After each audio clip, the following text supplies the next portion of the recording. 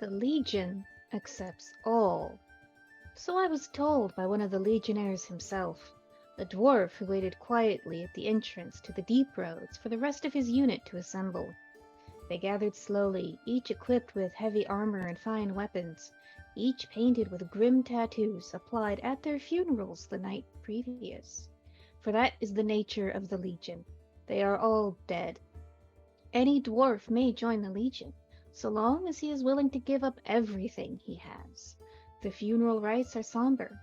A final goodbye is said to family and loved ones. Any material goods are dispersed to heirs and last words are said, and then it is done. The new Legionnaire marches out into the deep roads, never to return. The Legion fights against the Darkspawn to the last, striking one final blow against the monsters who have claimed so much of their homeland. From Stone Halls of the Dwarves by Brother Genitivi, Chantry Scholar. Hello, and welcome to the 8th session of Victory, Vigilance, and Sacrifice. This tabletop role-playing game uses the Dragon Age video game setting, developed by BioWare, and the officially licensed tabletop role-playing game published by Green Ronin. Thanks also to Incompetech, aka Kevin MacLeod, for creating the wonderful music you'll hear tonight. Incompetech can be found through the Roll20 app, which we will also be using. As a content note, the Dragon Age setting is not a nice place. Content warnings persist across this chronicle for war violence, sickness, undead, and terrible choices made in terrible circumstances.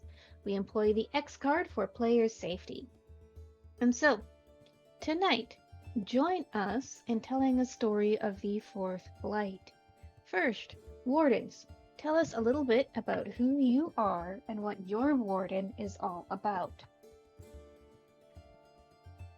Hey everybody, you can find me all over the internet as Changeling and on Etsy at Thornkind, and my pronouns are any.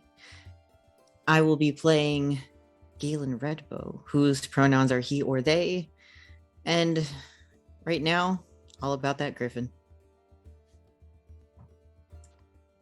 Hello one and all, you can find me online at Sorta Sullied, and tonight I am playing Garrick, the very vengeful and not quite sure what to do if vengeful does not come to fruition, Grey Warden.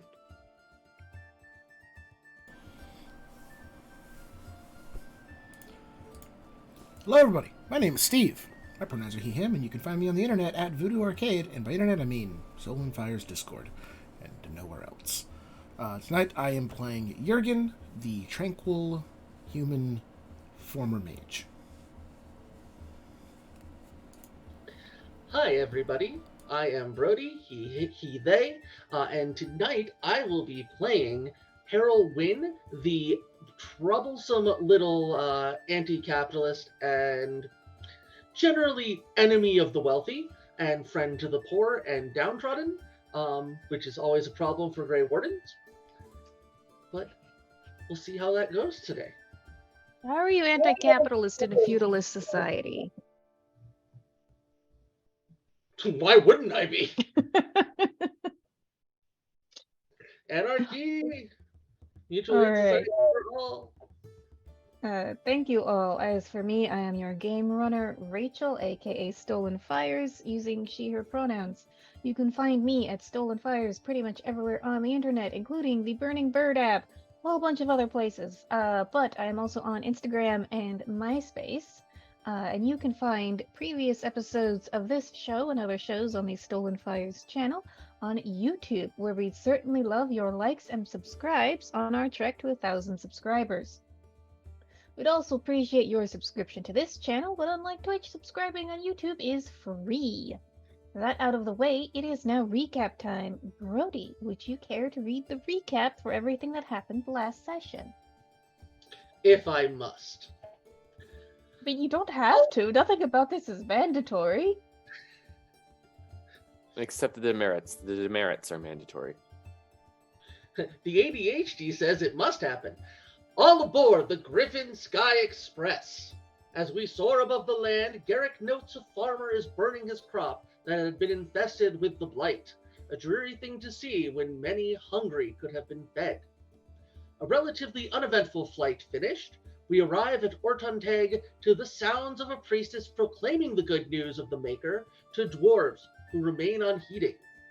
We land, Jurgen declaring that he is going off to get supplies of lyrium and grenades. He approaches some dwarven vendors who call themselves Murray and Renauld. They are unable to fulfill such a request at the time, but they say to seek out their cousin Ishbel for supplies in Dusttown. The dwarven pair then ask about rumors of a blight. Garrick neither confirms nor denies, but he doesn't not confirm, if you know what he means. Heroin has Chrisdom, the wisdom-infused crow, on his shoulder, and he meets up with our contact, getting a feel for what we're going to be doing in this dwarven area. Turns out the blacksmiths are irritated, and understandably so, for the amount of work they've been doing for not enough pay. The alienage elf wants to rally Ortuntag to be battle-ready, but in order to do that, we would need to convince the royalty. But how? Possibly blackmail. However, being Grey Wardens, we should probably appeal to their better nature, at least first. Perhaps by entering the proving, by talking to a dwarf named Rory, the proving being a fight to first blood and very rarely death, we might get some progress. Harold is also given a word of caution. Facial tattoos are a mark of criminality amongst the dwarves, and the folk here may treat Galen with much suspicion, if not the cold shoulder. Meeting up once more, we discuss how to find Dusttown, for which there are no signs. Maybe to the assembly, then? No signs for that either. Well, there's the Diamond District. Perhaps that is where we should head. Harold suggests we feign ignorance regarding the missing king, walking into the palace seeking an audience with him, and then use that entrance to be announced into the assembly. We make our way into the palace and manage to catch the statues watching us. Nope, keep moving. We're going to pretend we don't see that. Galen stops, though, and stares up at the 12-foot stone being and is immediately chided by a dwarf not to cause trouble, or the golem will show him what happens. The Dalish elf catches back up with his party, determined to behave. An attendant approaches us and is sad to share that the king cannot see us. He's not here. Harold tells the attendant that we need then to speak with someone, and the attendant, we learn whose name is Steward Fearbeck, says they can announce us to the assembly so that we may make an audience with them. We also gain the information on where Dusttown is. But we should definitely avoid the bottom of the city, definitely not take the stairs down to the merchant's quarter, into Dusttown where the castless live. We make our way now to the proving grounds to find a riot happening comprised primarily of working caste dwarves. Harold presses his way through the crowd with Galen hot on his tail, and the alienage elf stands proudly before the rioting guards alike. His words cast a stunned silence on all the folk as the reality of the blight strikes through. The guards declare all this will be discussed in the assembly later, but for now, Harold has assuaged the workers, averting violence. Garrick and Jurgen continue to the proving grounds, to a perfume of perspiration. They see who can only be Rory and approach him to discuss Garrick participating in the proving with Jurgen as his hype man. In order to show that he belongs in this proving, Garrick decides to swing around his sword in a show of practice. Unfortunately, he doesn't do as spectacularly as we have seen him do on the battlefield, so he consoles himself by pounding out his frustrations in the smithy. While Garrick is venting through blacksmithing, both Garrick and Jurgen keep an ear to the rumor mill. Eventually, the forge is shut down, as it seems that it's the dwarves' quitting time, which leaves Garrick and Jurgen to have a bit of heart-to-heart. The Tranquil asks Garrick a number of questions regarding his role in the Grey Wardens, if he considers himself one, if he will follow the principle of the Wardens, through which Garrick reveals he's pleased to get his revenge and is willing to die, willing to kill Darkspawn. Jurgen asks the blacksmith about what may happen if he lives. Garrick is unsure, but hopes that perhaps somehow he can come back in another life, maker willing. The party convenes at the Prancing Nug over a nice mushroom steak, contemplating what nugs do in the shadows, and whether or not nugs require lotion in desert climates. Harold asks how the proving grounds went and shares what occurred between the workers and the guards.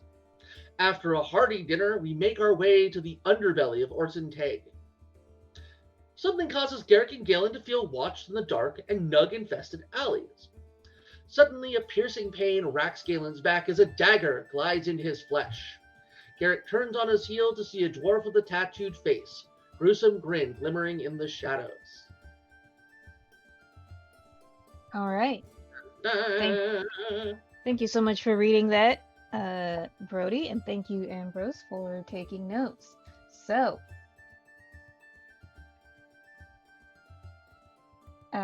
we will open in media res. You're being attacked. Roll for initiative. Oh shit. Audible gasp. You're the one being attacked, Galen. You know, just because you're being attacked doesn't mean you're paying attention. Yeah, precisely. I mean, he certainly was just paying attention now. Do I have your attention? Seriously, did we get our runes yet, or is that only a few of us? You have a certain amount of runes already that Garrick was able to obtain and apply. Yes, I had applied 4 runes. So whether you wanted it to be your armor or your weapon. So that Well, is. Oh no, go ahead. So what? It's 4 between your weapons and armor. Well, all of our weapons and armor. So with whatever Probably you figure it out. wanted it to be.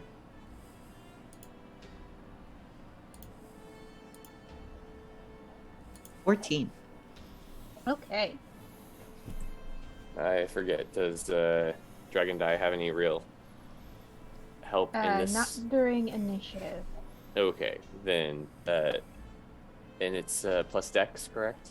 Yes, it is. If you have a focus in initiative, that is +2. Okay, no, I do not. So that is a 16. What about Harold Wynn? 18. Well done. And Jurgen? 16.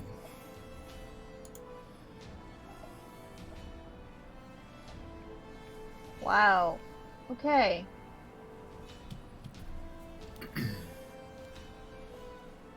So, these guys totally got the drop on you. Surprise round. But, you managed to beat all of them in initiative. So they got the drop on us until they didn't. Pretty much. They wasted it being sinister. Yeah, so Galen, you get stabbed, and then everyone just springs into action. This is what you train for. Harold, it's your turn. Alright, so I do believe I need to use an action to move for my sneak attack. It's part of that. So I'm not going to do that. I'm going to activate my 2-weapon fighting, and I'm going to give myself defense. So I'm a stab the one attacking Galen. I'm assuming we're close enough. I'm sorry? Is this a scrum at this moment? Yes. Okay. All right. Again, I'm gonna take a short sword and try and stab him. Yikes! That is a 16 to hit Okay.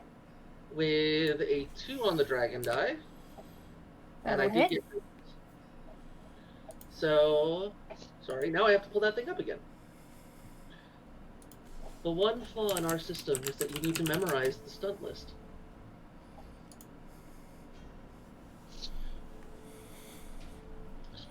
Although, from having played this in the Blue Rose iteration, you do eventually end up memorizing your favorite stunts. Yes. I am going to I don't like it. All right. I'm gonna attempt to let's see, disarm. Okay.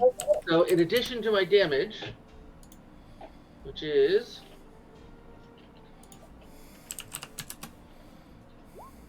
3, that was terrible. We need to make an opposed attack roll. Okay. So whatever their normal attack roll is versus my normal attack roll.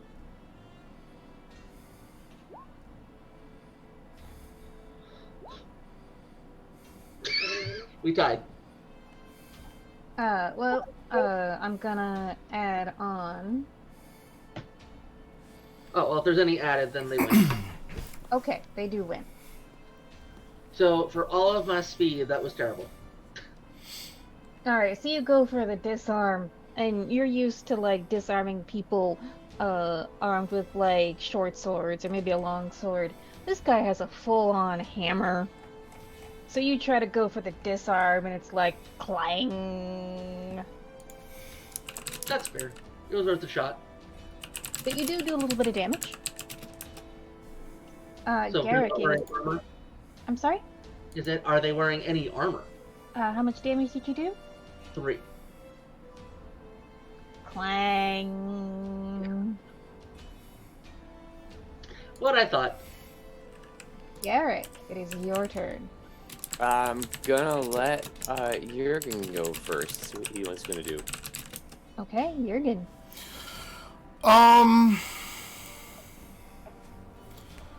How many bad guys total? Go ahead and give me a perception check. Some bitch. Son of a... What? No, that's a... Just...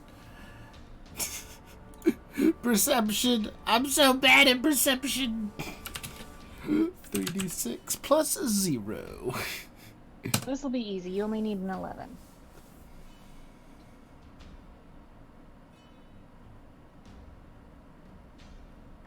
What? 7. 7? 7. Okay. There's a lot of information that you're taking in right now, and you're not exactly sure which to prioritize. Like, what means something here and what doesn't. Okay. Then,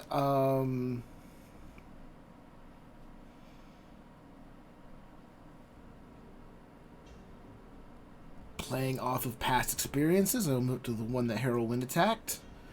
And give it a nice whack with Mistake. Okay, go ahead, roll.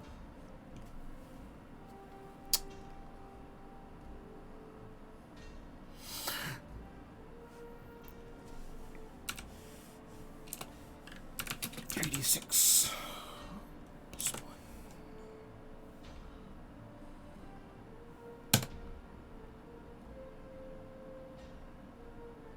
1. Alright, their defense is 11. I rolled a 9. Okay. So I move up and I just kind of aimlessly thrust my stick at a fight, hitting nothing. And accomplishing less. Same thing that Harold experienced is that these guys are fairly well armored. Gotcha. Alright, Garrick, what would you like to do?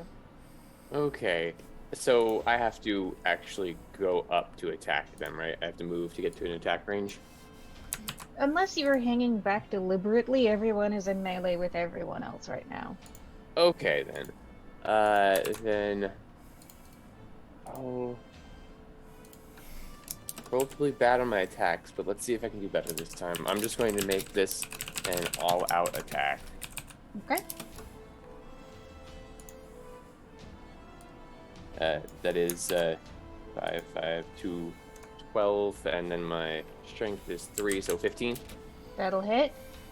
And that's a 2 on the dragon die, so real quick going back to my stunts because I was not expecting this. The stunts, that's it. I will knock this guy prone if that actually is useful after I hit him, because let's see, using my bastard sword. And that is 6 damage. Okay, so you do manage to just, like, thump this guy hard enough that he feels it through the armor, and you just completely knock him off his feet. Until he gets back up, everyone attacking him has a +1 to attack. Nice. Galen, it is your go. Oh, sorry, that's with the all-out attack, that would have been 7.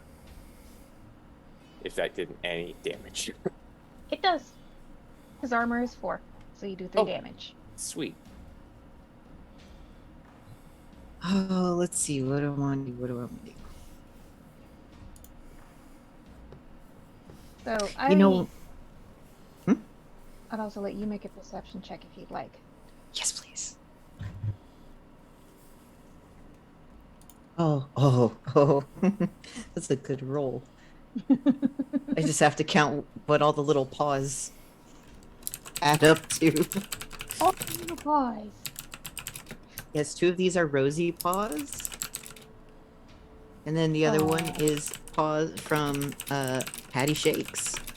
Oh. He didn't those are make it, but it was a adorable. gift. I just messed up all the numbers. Good job, me. You should Okay. consider sharing the link that you use to the store at some point if you want to promote them further. I should. That was a total of 16 for my perception check. 15? 16. 16. Alright, so you evaluate what's going on, your opponents. They are armed and armored, but it's none of it is a uniform, like the way you would expect guards to be armed and armored, and you can see signs of repair on some of them. They're not attacking you because they hate you, they're attacking you because they're hungry. Oh shit. Okay, I'm not gonna attack them. I'm gonna pull out food from my pack and just chuck it at them. They're not cheetahs in an enclosure, Galen. I'm gonna do it anyway. Do you Actually, say you know what? Harold actually yells that at Galen. They're not pets in a zoo, man. Give me a communication roll, Galen, please. Because Ambrose doesn't know any better. Maker, I'd suggest a disadvantage if that was a mechanic in this system. 12? Okay. Baseline is 11, so I'll give it to you.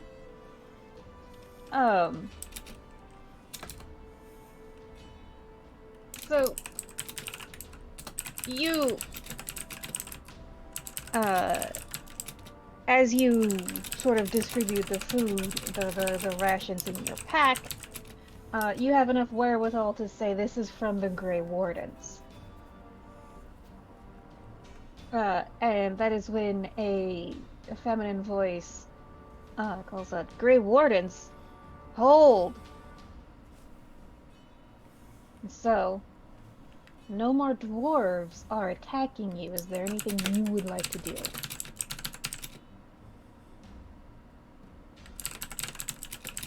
You are muted. Oh no, I had a silence spell. I will pull out any medical stuff and start dealing with my stab wound. Okay. Is anyone else attacking, or are you gonna lay off now that they have sort of backed away as well? I will stand there menacingly staring at them, holding my bastard sword. Okay. I'm gonna take one look and be like, yeah, guys, this isn't the meal ticket. Alright.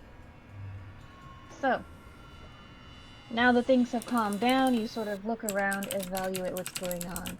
There are 6 dwarves.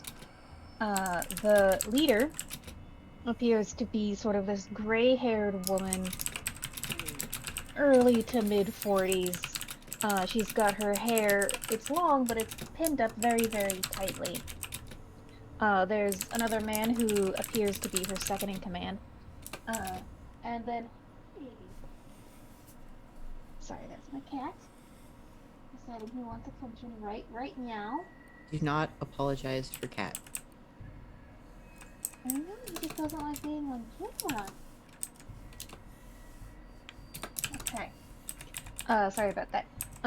And then, 4 other dwarves, 2 men, 2 women, and so the dwarves, they all have, the male dwarves, they all have beards, mustaches, braided in any sort of elaborate style.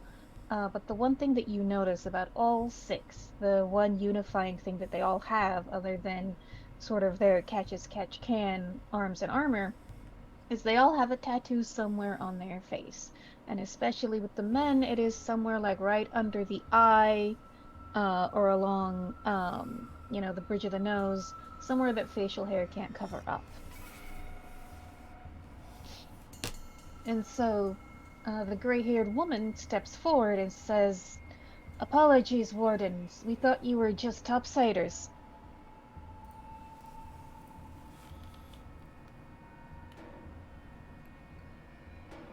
Would Well, that have made it okay? Yeah. Probably would have. We don't get many visitors down here in Dusttown. Anyone coming from topside is probably here to cause a ruckus. Actually, No. we're here for some business. We're here to meet Ishbel. Oh, what business do you have with Ishbel? Buying. Lyrium. Oh. I didn't know Grey Wardens made extensive use of the stuff. But gives a thumb to Jurgen. He does. And I'm gonna be honest, there's a blight. And we need everything we can get. And we're happy to pay for it because that's how this works.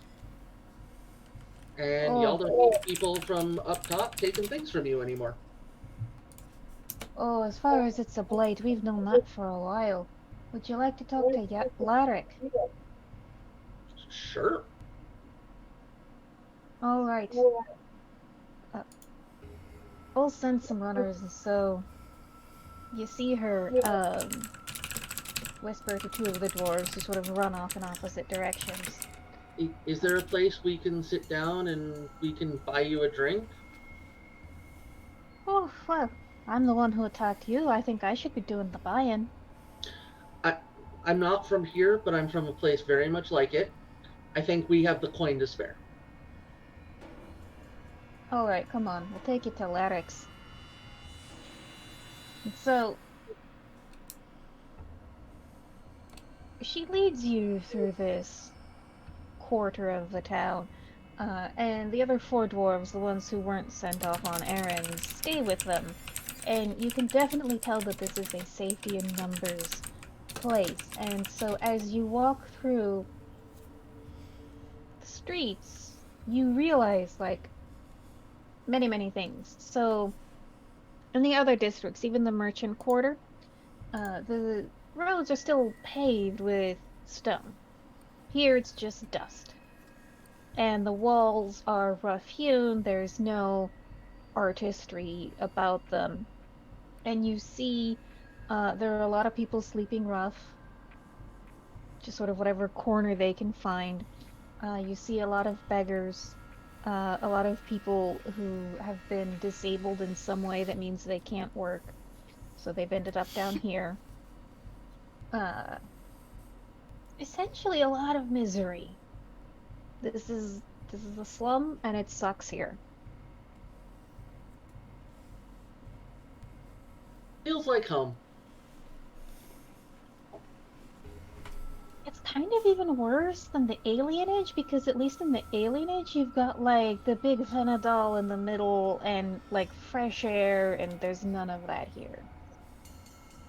And also, there was at least an official inclusion of elves, even if it wasn't actual. Yeah, the alienage is where the domestic servant class lives. This is where the nobodies live. But still familiar. So I'm as actually, you sorry, I'm actually going to take a step back from leading and actually focus on observing behaviors and practices to see if I can't pick up a little bit of the way that one should move in this environment. okay, give me a perception roll. All right.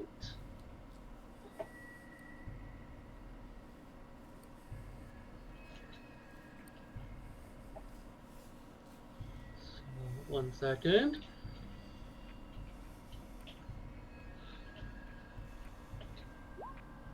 Jesus. 20 with 6 stunt points. Fuck. Wow. Uh, I You was walk one off. within- I was one off from the devil's roll. you're walking within their rhythm. Yeah. And for what it's So worth, I also have a specialty in heraldry, but I don't think that'll necessarily work here.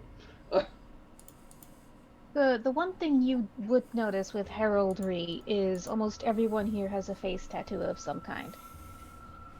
And I guess with a perception of 20, is there any discernible patterns? Like, is there a way to tell what they mean beyond just their marks of criminality? So you do see some designs repeat, but you would need to know more about dwarven lore than you do to be able to accurately interpret them. But yeah, so you understand this is it is where the forgotten go. It is where the people exist whom wider dwarven society wishes did not exist. You can tell that pretty much the only way that people have to support themselves down here is either crime and vice uh, or begging. But you also notice uh,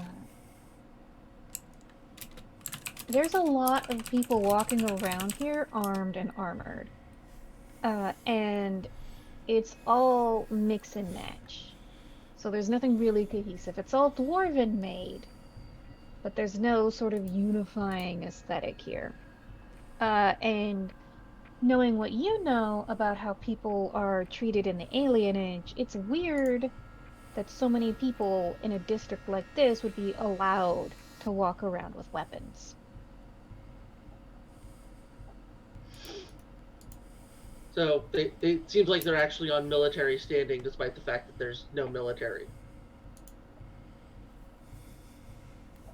Without dwarven lore, you're not sure how to interpret that. Well, I will file away all these details, and when there's a chance, I will ask about them from somebody who probably has that lore, like a dwarf. Okay. And so you sort of uh get led down, and you can tell that you're going further and further down.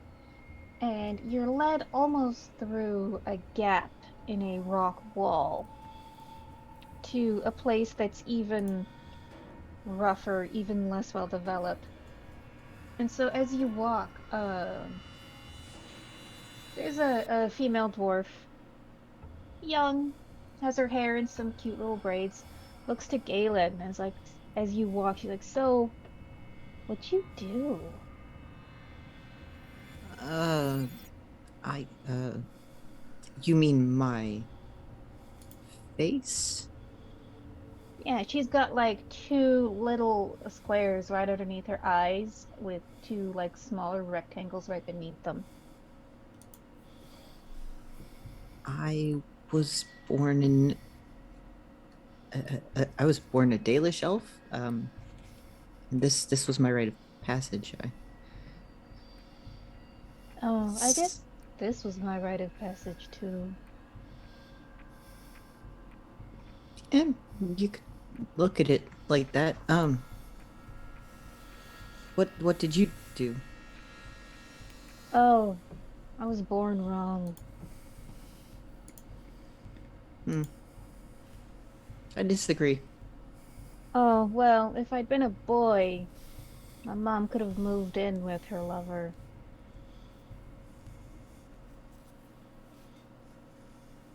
Do dwarves have something against girl children?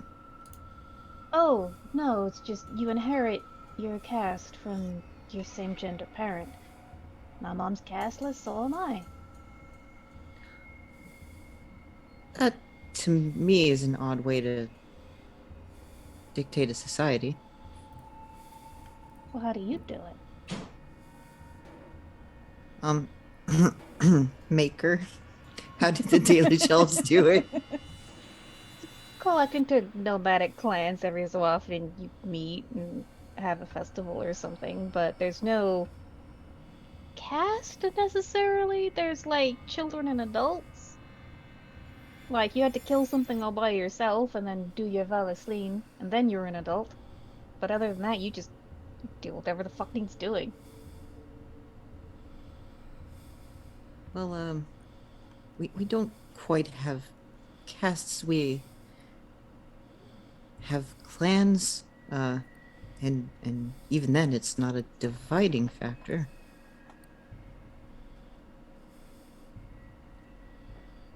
So, how do you not fall off?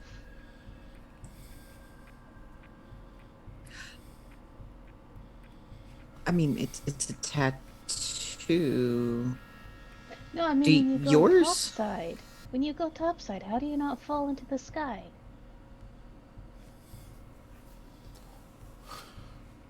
I don't understand.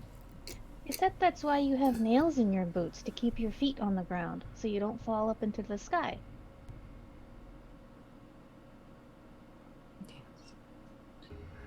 I'm a little confused. Can I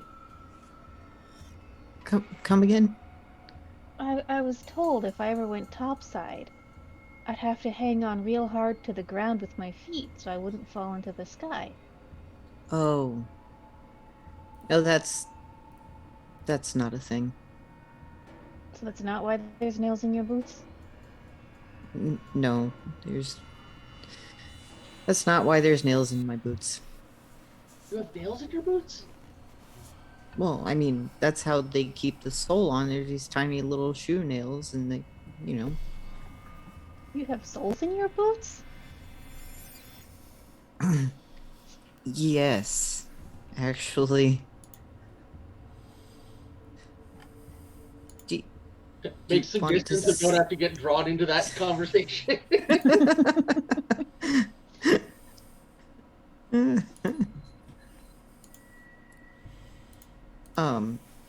Yeah, that's a bit of the class divide, I think. Oh. I've never been able to wear boots. I like your ears. Can I touch them? Sure. Okay, she reaches up and plays with your ear tips a little bit. Have you never seen an elf before? No, they don't come down here. Oh. Well, Harold over there is also an elf. Raised in a different way than I was. So she looks over at Harold and looks back at you and says, "Yeah, I like your tattoos." I think of myself as a half elf as I point to the kind of missing tips of one ear. Both of you would know that there's no such thing as a half elf. You know what? To a dwarf asking if the nails in your boots keep you anchored to the ground when you're above, I am more than happy to assume that they don't know better. Okay, so through this whole conversation, you are led through to essentially a cave. People have tried to make it look nice, and they've brought in some furniture, but it's a cave. And so there are not even really tables around, just barrels, really big, tall barrels for tables, and small little keg barrels to sit on. Uh, and so it looks like some part of it is almost a tavern because there's this dwarf over here in the corner in a dirty apron, serving up mushroom ale and what looks like nuggets. Yeah, I said it. Nug nug. Nug. Nugs. It's Nug nugs. Nag Indeed. nag. Uh, so, uh, in some kind of lichen sauce. It's weird. None of you have ever eaten or drunk food like this before. And so it also seems like it's part storeroom because you can see, and especially Garrick picks out certain details, uh, in that, oh, here is where they have received the strange weapons and armor that you've been noticing, and you see like a group of dwarves doing their best to clean it up. Some of it's very rusted, and make repairs because some of it seems quite damaged. And I'm not going to make you roll for this because you would understand this as a former blacksmith. It's oh, that was used in battle and then abandoned for a while, and now they've got it back. Like Warmer. that's the I sort was of just in a forge damage. today. You did not see anything like this in the forges. It was all new stuff being produced. Uh, I'm gonna walk over and give them tips that I've learned over the years as to how to make what they're doing work better.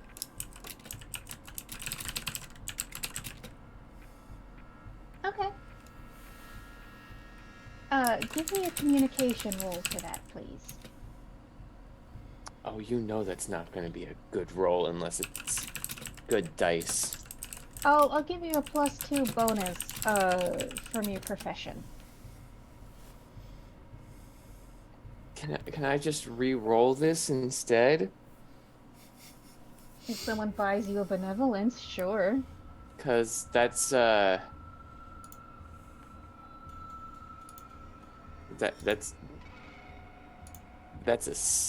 a six. That's a six. Yeah, that's a six. All I right. rolled a Well, 1, a 1, and a 2. Mel has purchased a benevolence for you, so you may roll a fourth die. And that's a 6. So that makes it to Okay. 12. Thank you, Mel. That went from horrible to decent. Also, choose stunt dice because 1 and 1. Yeah. I don't think that I could do anything with, because it was the 1. Let's see.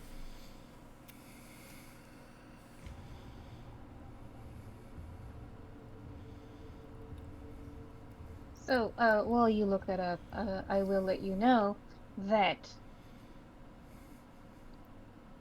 as you sort of like go over to give some tips, it seems like they kind of know what they're doing.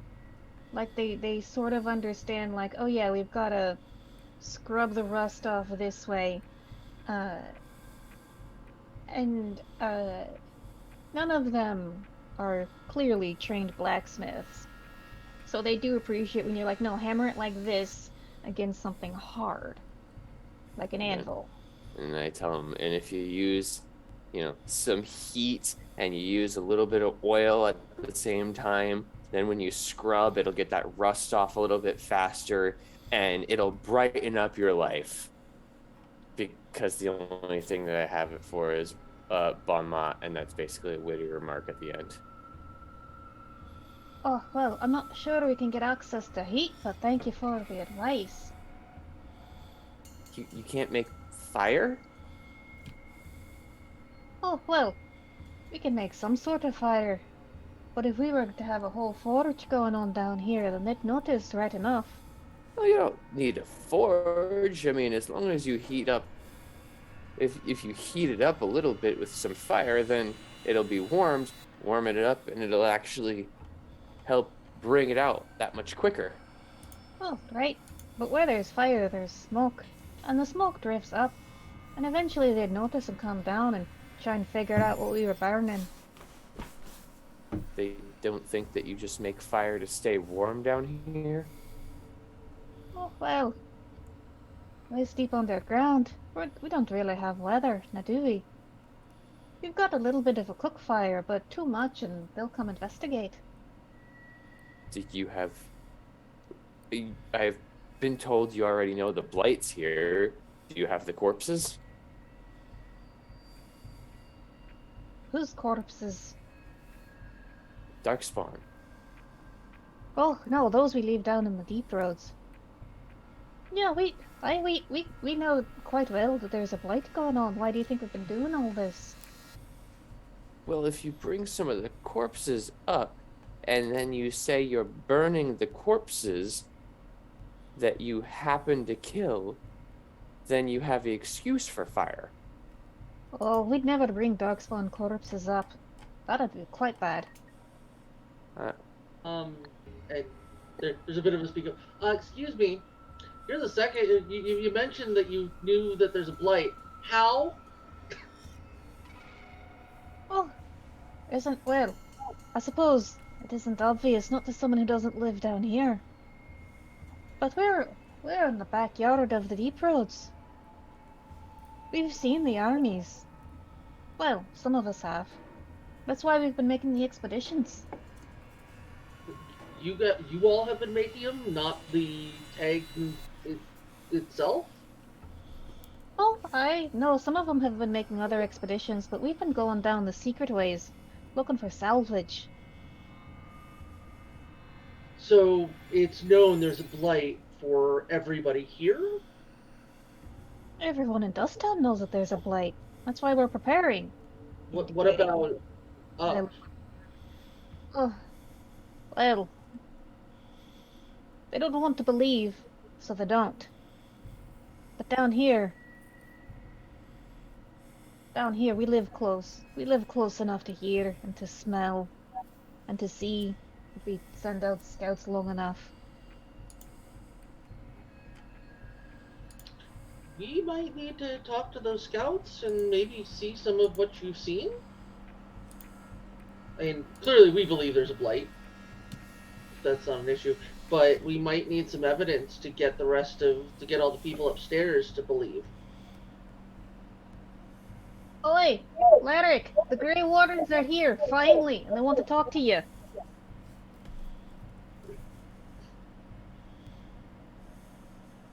So, I'm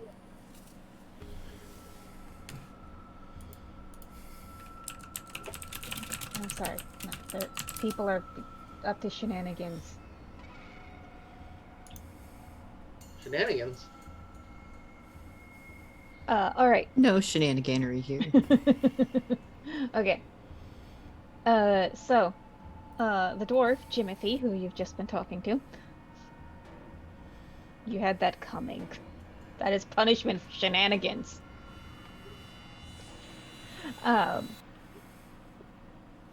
Waves over a dwarf named Larrick. Larrick looks to be about mid to late 20s. He's got really thick, dark hair. It's clear that he takes as best care of it as he can. And even though he's also got sort of like the dumpster chic armor going on, he's got one of the better sets that you've seen. Like, even though it's like a random like steel greave here and a leather one here and like sort of this amalgamation of plate and chain, he's reasonably well covered on all the important parts of his body. And he's even got like a little copper jewelry that he's got worked into his hair and his beard. And so comes up like, "Oh, Grey Warden's been wondering when you'd arrive. My name's Larrick. How can I be of service?" You are muted, friend Brody. I'm not muted. I was simply channeling without sound. Uh, I mean, you could do that as much as you want, but it makes it very difficult to roleplay. mime school time. Uh,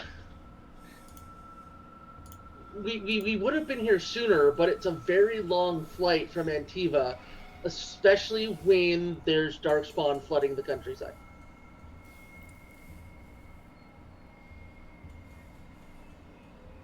Oh well, I'm sure. It seems when we mentioned that we'd like to know more about the darkspawn armies going through the deep roads, you were the one that was referenced to talk to, I guess. Well, I don't know what much help I can be.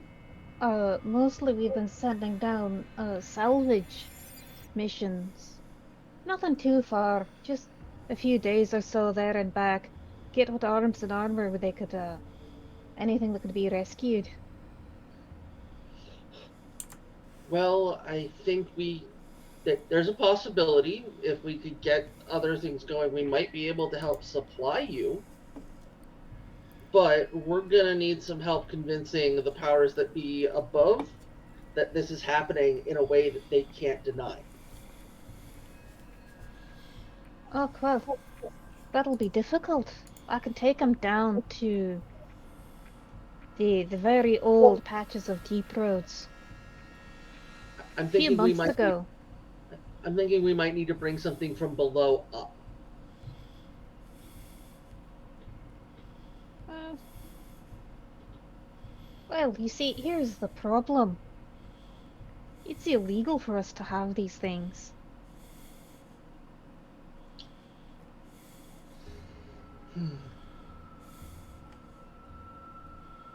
We have no caste and therefore no right to bear arms.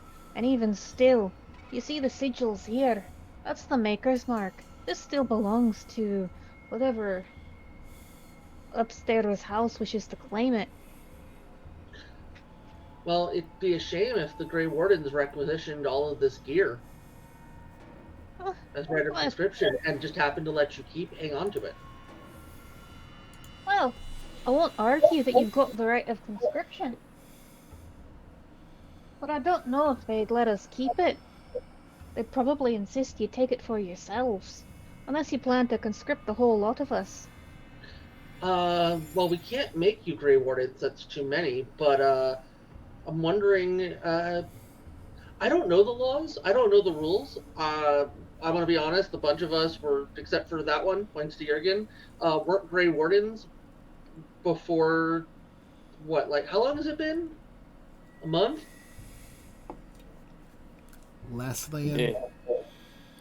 I mean, I was gonna die because I played a prank on a bunch of nobles.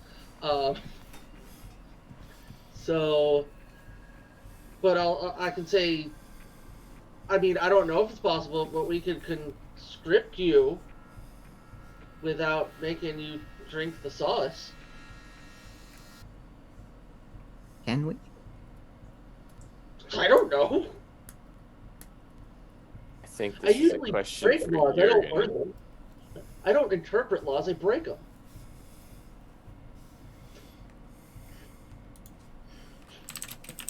Jurgen, is what he's saying make any sense? Jurgen, Yes. go ahead and give me a cunning roll, please. Okay. Steve is fairly certain that if you are conscripted by a Grey Warden, you have to go through the joining. But let's take a roll look. So is Devin, but you know, So is Brody. But let's be honest here. Harold is going to find every possible loophole and break every possible gray area that he can. not breaking Gray it. You're area, you say? Uh-huh. 12. Okay. With a 12, there have been not necessarily conscripts, but auxiliary forces. So when you go into Ferelden, for instance, you've got the Ash Warriors Mm. who fight with Mabari. Mhm. And usually you can go to them and be like, hey, we're gonna go hunt some Darkspawn, bring your dogs. And the Ash Warriors are like, hell yeah, let's go do it. So they're not necessarily Grave Wardens in and It's, of it's the themselves. ally ships. Yeah. Yeah. Okay. But on So, temporary assignment under the command. yeah. And so the problem here, as you see it, is not necessarily, you could definitely declare them, oh yes, these are the Grey Warden auxiliaries, and maybe conscript one or two and put them in command. Uh, the problem is getting everyone upstairs to politically recognize it because from what Larrick is telling you, it seems like the people down here in Dust Town, the caste list, are not even allowed to hold weapons. Right. So you have to figure out some way to get them to agree to it.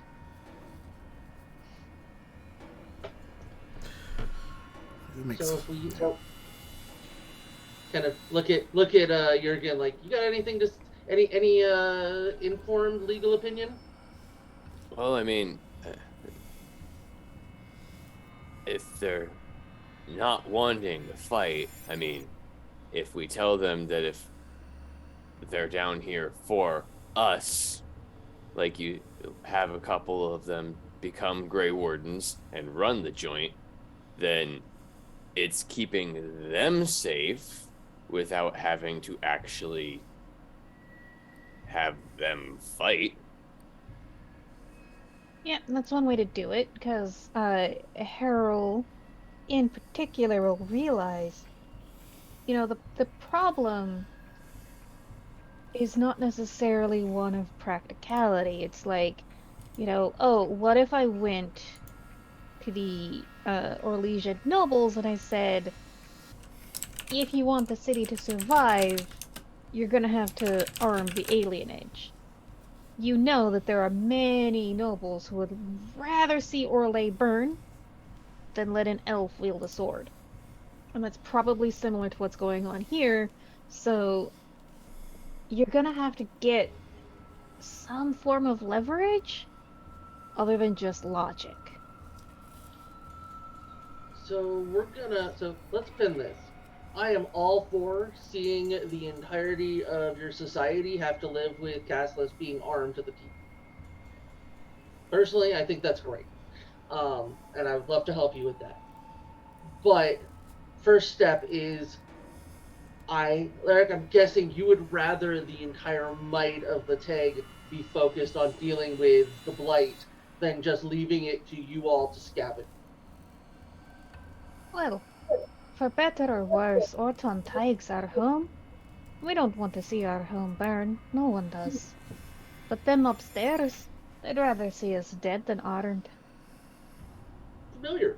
I'm very familiar with that situation. So, it comes back to how can we put this blight in front of the assembly where they can't argue. Also, do you know where the king is? Oh, well, we know something of where he is. I know where his trail leads off to. Gone farther than we cared to go. If we offered just a little compensation, do you think you or one of your people would be willing to lead us to that point? I can lead you myself. Looks back. I think we're gonna need to do that at some point, but honestly, we came down for lyrium. Oh, then it's Ishbel you'll want to be talking to. Yes. Well, is there anything else I can do? Um, if there's anything else that you might think of that a shrewd and capable politician might be able to slide into a conversation with the assembly over to make things easier for you all. If that got into our hands, we'd see what we could do with it. Oh, well, you see, we sighted the Darkspawn armies months ago. We saw them massing in the deep chasms. We heard them, we smelled them. But no one believed us. You know what? I'm not gonna make this call because, Garrick, do you think there might be value in conscripting or recruiting somebody down here to be a Grey Warden so that we can build a tradition of somebody connected with us knowing if there's a Darkspawn army marching? Well, the army's gone now. It's all topside, isn't it? Right, but I think it would have, and the Antivans would have loved to know that there was a Darkspawn army moving north at some point. Well, I mean, if we had somebody who was willing, I mean, So, we could even outfit the person who would be down here. So, Lyric, do you know anybody who might make a good candidate for recruitment to the Grey Wardens and serve as a field agent, keeping an eye on the deep roads? Oh, well, I don't know that I can do it myself. I'll think about it a little bit. Maybe Tanya in the second in command. If you think of somebody who'd be willing to take the risk and be willing to deal with joining the Grey Wardens, then I don't control the joining, but I think maybe it might be worth having somebody on the team here. Although if you can script someone, won't they have to go with you? That's why I'm not saying conscript. Or well, if one of them became a Grey Warden, they still have to go with you. Unless their job was to monitor the deep roads here to make sure that they're not coming out here. A Grey Warden's job is not to stand and monitor. Well, if we had done that before now, we might have been able to avoid having an entire city burned down because nobody was ready. So, lore quibble. Part of the Grey Warden motto is in I know Vigilance. vigilance. Right now, But- though, it is not. it is not peacetime. Well, either way, I have some notes for the higher ups of our order at some point. Yeah, so from what Larrick is telling you, the dwarves down here in Dusttown definitely knew that the Darkspawn were mobilizing. They saw it, they witnessed it. No one would listen to them because, they're like, there's Darkspawn in the deep roads. Shut the fuck up, peon. There's always Darkspawn in the deep roads. Oh no, poor people who don't exist have an opinion about something. We should ignore them. But now all the Darkspawn who were underground are now above ground, and Antiva's already on fire. It's too late. well, So- though won't help for Antiva.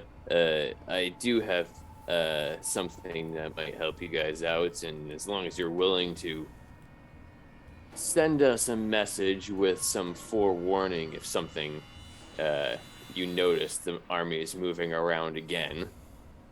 And I go to my pack and pull out one of the sets of Templar armor, and I say, at least one of you can be well defended.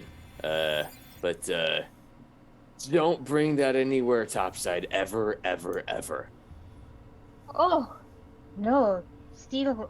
This is good quality steel. We wear it anywhere upstairs, it'll get taken from us. What one might even Yeah. say that the Chantry would love to know what happened to that if they looked too Yeah. closely. Like I said, don't wear that anywhere upstairs. And if you see somebody wearing shiny armor like that, and I point at myself, except for this set, hide it. But if you are willing to send somebody topside to find Grey Wardens next time this happens, and I pull out official paperwork from us so that they have a little rights, so that way it at least is written that they're on Grey Warden business, and have them carry this so that they'll actually have some credence of credibility. Bring it to the Grey Wardens with information of what you see going on down here, so that we have at least a heads up. Honestly, I have a mind to go beat the living hell out of everybody in the chain of command up there because they ignored you. I'm not, because they would kill me, but I have a mind to. I mean, that's all up to you. A mind, not a plan, not an intent, a mind. If I were the maker myself, that is what would happen. Alright, so Larry says, well, you've got plans and I can see that. You'll need King Branner, I think, to bring the assembly under heel. We'll assemble a scouting expedition, take you to where his last known trailhead is. After that, you're on your own, but you are Grey Wardens after all. You've already offered more help in the last 5 minutes than every single person up there except for the bastard son of the king. It is true. Oh, I'll go make the preparations, but in between, Ishbel! I fail to see what they offer. Is there a common allergy among nobles among of dwarves? A food that isn't lethal. A food that isn't lethal but really makes you uncomfortable if you eat it. Maybe a powder. If you undercook nug, that'll throw anyone off their supper. No, I'm more thinking if if one wanted to make a whole bunch of nobles really uncomfortable for an evening, but they don't know where it came from. I'd still recommend undercooking the nug. That's probably the easiest way to do it. What if you unleashed a whole bunch of fertile nugs into the upper levels? You'd have to catch them all first. But what if? Oh, hey, what are you planning? More instinct. When I see nobles, I want to make them uncomfortable. Oh, well, just having a castless out and about, tattoos shown before the stone and all. So what you're saying is if your second is interested in joining the Grey Wardens, that we should make sure that she's with us when we address the assembly? We'll talk to her. Tell you what, I'll send the whole squad, and you can make your pitch, and whoever accepts. Fair to me, fair to y'all? May I have my supplies now? Ishbel, get over here! Alright. Harold is actually starting to adopt some of the speech and mannerisms. I feel like on that roll I got to perceive, like, those are things that he can start adding to his toolbox here. Definitely. Alright, so, your... a little bit to be lower to the ground. So, your mushroom ale is topped off, and you're introduced to another dwarven woman. This one, about the same age as Larrick, hair kind of reddish auburn, big blue eyes. How can I help? I was informed. Ishbel, I presume? Well, that depends on who's asking. Nah, it's Grey Wardens who are asking. I'm Ishbel. What can I do for you? I motion to Jurgen. I was informed I could be supplied with lyrium and grenades. Oh, the grenades I can do? That's easy enough. Lyrium, a little more difficult. How much do you need? As much as you are willing to part with. All right.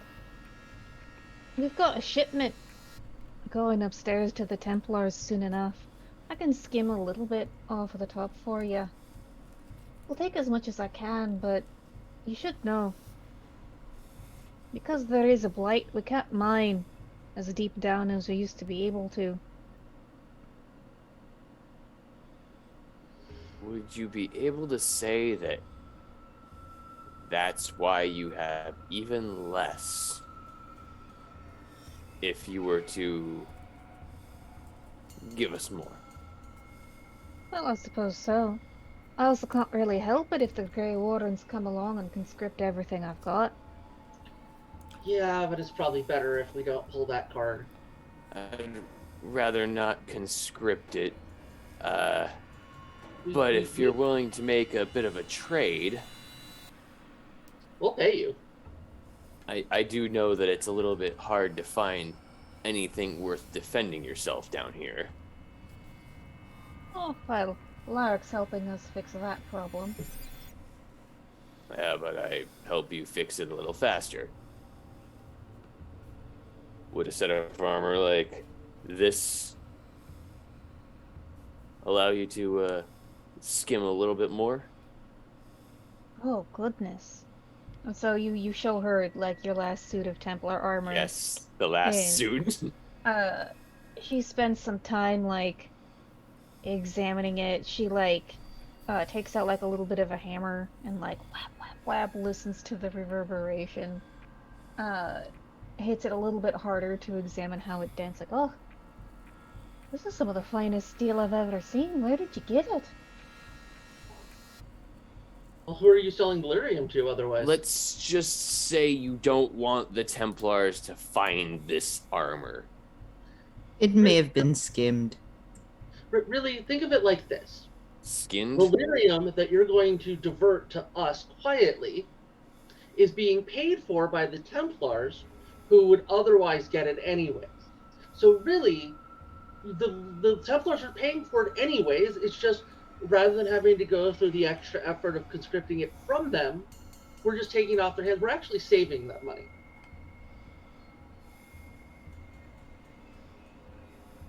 Oh, all right then. Grenades and lyrium. Give me a little bit. So, for Jurgen, the grenades are on page 96 of the player's guide. Ease. You can have 10 gold pieces of in any configuration you would like. 2, 4, 6, 8. Who do I appreciate?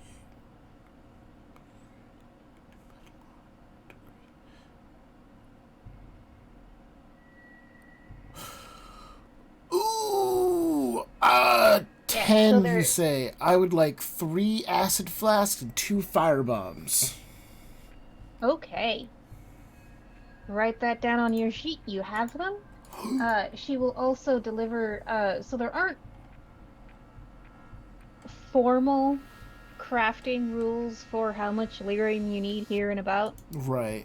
But you definitely receive enough to be able to craft a couple extra runes. Perfecto.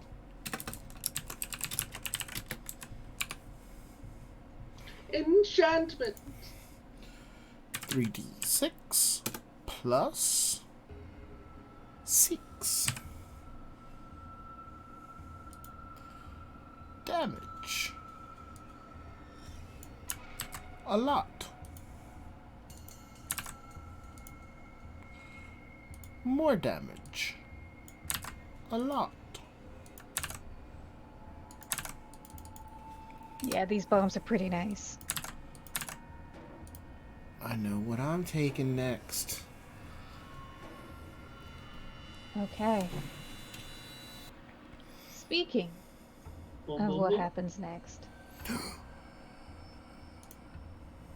I'm not gonna say that the sun's going down because you are hundreds of feet underground. You have no idea what the sun is doing. But you have all been awake for an extended period of time. So, What are you talking about? God damn it, you're making me do it now. Quick, stare into the sun. It'll stop it. Wait, we're underground. Quick, stare into the core of the planet. Which way is No, core? that's bad. Which way is That- core? Which way is core? The core is down. So, would you I'm like to sleep? uncoordinated. Would you like to sleep down here? Would you like to get more situated somewhere else? You've got rooms at the Prancing Nug. We should probably sleep there for no other reason than they think they might get suspicious, or Yes, it would be completely. bad for our reputation if we were spending too much time down here. Also, didn't we kind of sneak our way down here? You did. Yeah. So let's yeah, we should get probably up. sneak our way back. Let's get up to get down. Gotta get up to get down. Gotta get up to get down. But I would like to just set, when are we going to head back down at some point for these actual important mission things? So whenever we decide, I just want to make sure we've coordinated that with the people we've met down here. I'm sorry, what are you coordinating? Just with Lyric, just making sure we can coordinate when we're going to meet up with him and his people for a little king fishing expedition. Kingfishing. Okay. Yeah, so you're at your rooms at the Prancing Nug. Is there anything else you want to discuss?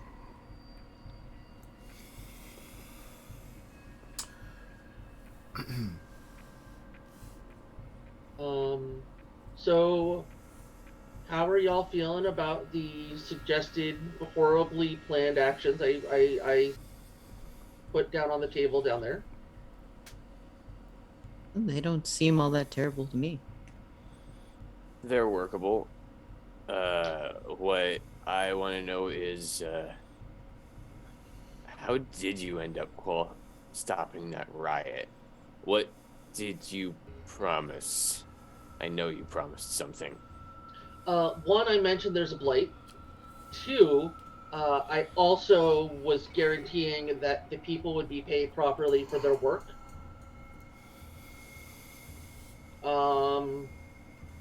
I didn't make any suggestions that they should kill the guards, so that's still not a requirement.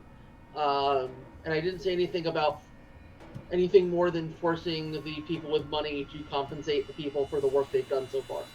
Because right now they've been working at cost on the claim of a blight. Okay, so you promised that we would make sure that they pay people. I think yes, and practically, I think it's just going to be important to make clear to the assembly and the powers that be that not paying these people is going to make things worse for everybody, especially them.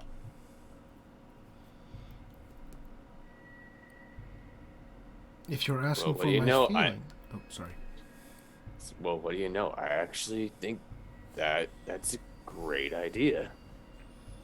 And it'll actually work. Yeah, it's amazing what happens when you let people who aren't filthy rich and have no connection with other people try and guide things. No, I'm just surprised you didn't immediately go to wanting to put, like, itching powder in all of their clothing. Oh, that's always true. Yeah, but you didn't say that, and that's new. Why would I say that? Why would I say that with people who don't know what I am? You've said it to just about everybody else, so Right, when there was no chance I was actually going to do it.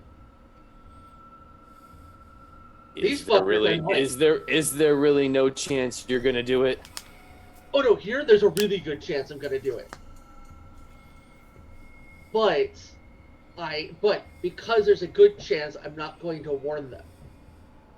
Also, I think it'd be bad for the Grey Wardens if it was known that there was a Grey Warden running around who liked to screw with nobles, because that would be a little bit too hands in the politics.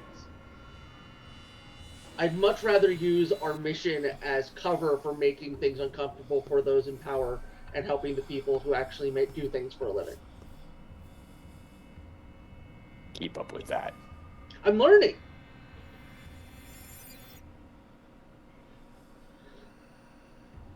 All right. Okay.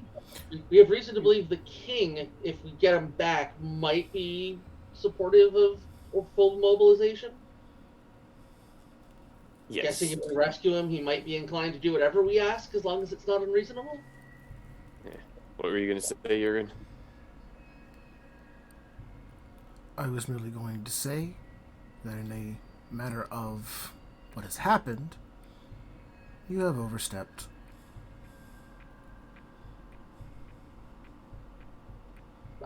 Yes.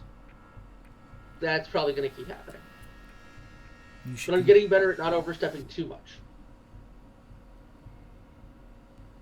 overstepping by a toe versus overstepping by a mile is an overstep. But a marked improvement from the previous situation. He is making improvements. And admittedly, this one was a lot less political and just if you don't, then things are going to get worse because they can't even afford to do the things that they need to do. I'm on team Stop the Blight. I do That is the first concern. I do believe the realm of economics falls within the realm of politics. As you make economic deals in the name of the Grey Wardens, you will make things more difficult to stop the Blight. Unfortunately, people of power are who we must deal with. Yeah, I don't think the people in power are actually the ones with the power, though. Well, right now, the people with power are currently somewhere in the deep roads, so. And they're currently standing still, doing nothing, waiting. So let's get a night's sleep, or whatever we call it here, and get up nice and fresh. What do we have on the agenda? Garrett, you're fighting in the proving grounds at some point? Tomorrow evening, tonight evening, I don't know what time it is. And we did have a message to speak to the assembly, right? Yeah, sometime in, I think, the afternoon, whenever that is. So I don't think we're going to be able to go down into the deep roads and find the king before lunch. I mean, we might find that the king is someone's lunch. Something. I don't think anybody's a cannibal here. Well, you know what I mean. I don't know. Things could be really bad down in Dusttown. They didn't look that bad, but I have heard of it happen. Anyway, I'm tired. Wake me up when the sun comes up. You know what? I'll just wake up sometime. Yeah. All right. Night, everyone. Hopefully we don't overthrow government in the morning. So, you all drift off more or less restlessly to sleep. And as you sleep, you all share the same dream. Yes, even Jurgen. It is a vision of the deep roads. of dwarven ruins, centuries old, and a big stone gate. It looks kind of like the big gate that you came through when you first entered Orton Tig from the surface. So lots of sharply carved pinnacles and big stone slabs that move open and shut. But this gate has clearly been sealed, and sealed with no small amount of expertise. The problem, however, is that 1,000-year-old skill is up against thousands and thousands of darkspawn trying to wear the gate down. And you're not exactly sure what's on the other side, but if the darkspawn want to get to it so bad, it's probably not good. And you hear a creak, and a crash, and a shatter, and then you wake up. And that is where we will go to break. So, we will see all of you. It is 4:42 on the best coast, so we will see you around 4:52 4:52 fake time. Got it. best coast.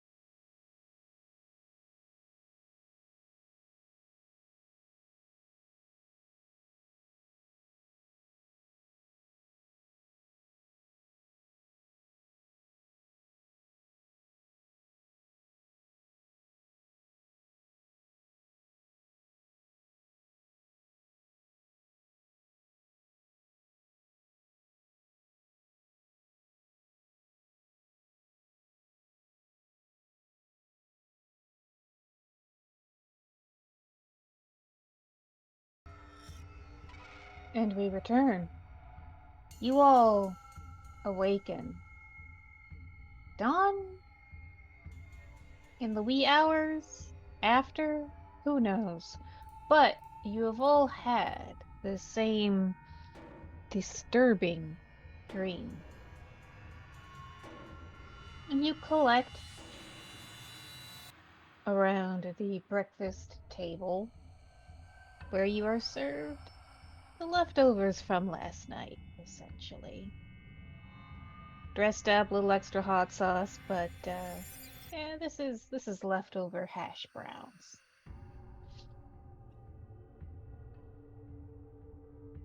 So, it is time for you to plan out your next moves. You have a proving to prove yourself in.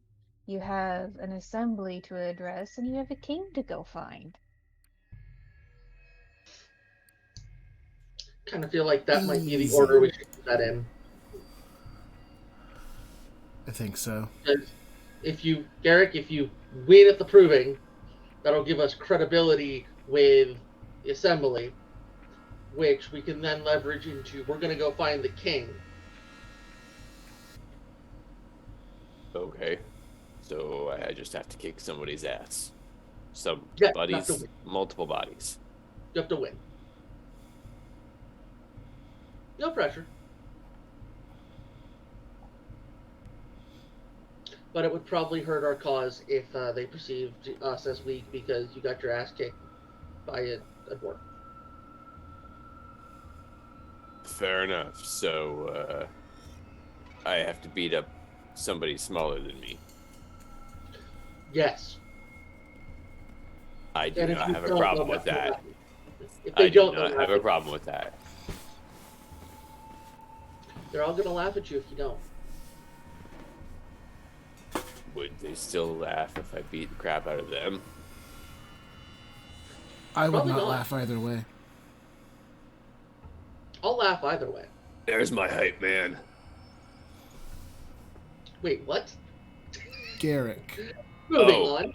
Yeah, he's my hype man. Garrick. See? There's a long pause as Don't Harold you- just kind of looks from Garrick to Jurgen. Okay. Don't I you was need? thinking about getting him some pom poms. No, Galen, it's fine. Let's let this happen. But don't you need like? Galen, it's fine. I want to watch this. They don't have the kind of theater down here I would like to see. This will do. Did I really didn't sleep that well. Did anyone else have strange dreams? Deep roads, big gate, crumbling sounds. Yeah. I do not. Cool. Sure. We had another. I slept fine. I didn't dream about anything. I do not dream, but I had a vision. Yeah, buddy. When you sleep and you see things, that's called dreaming. No. Hey, you don't dream at all? No. I could give you a magic roll, Jurgen. It's this happened before. It's the Yeah. vision of it, like the premonition of the thing coming, right? Yeah, so Yeah. essentially the lore is you are tranquil, Right. you are cut off from the Fade, which is the realm of dreams. Dreams. But Right. this isn't coming from the Fade, it's coming Right. from the Archdemon. Correct. So to me, I am not dreaming. I'm having a vision. Those are two different things. So did we dream? I mean, did they dream? Or Perhaps. was that If you saw the images of the gate and the Darkspawn, that was a vision. I did not see images of a dwarven city whose gates were closed well with an army of darkspawn trying to claw through them. I did not see that. That is unfortunate. It means your abilities and powers as a Dark Warden, or as a Grey Warden, are lacking.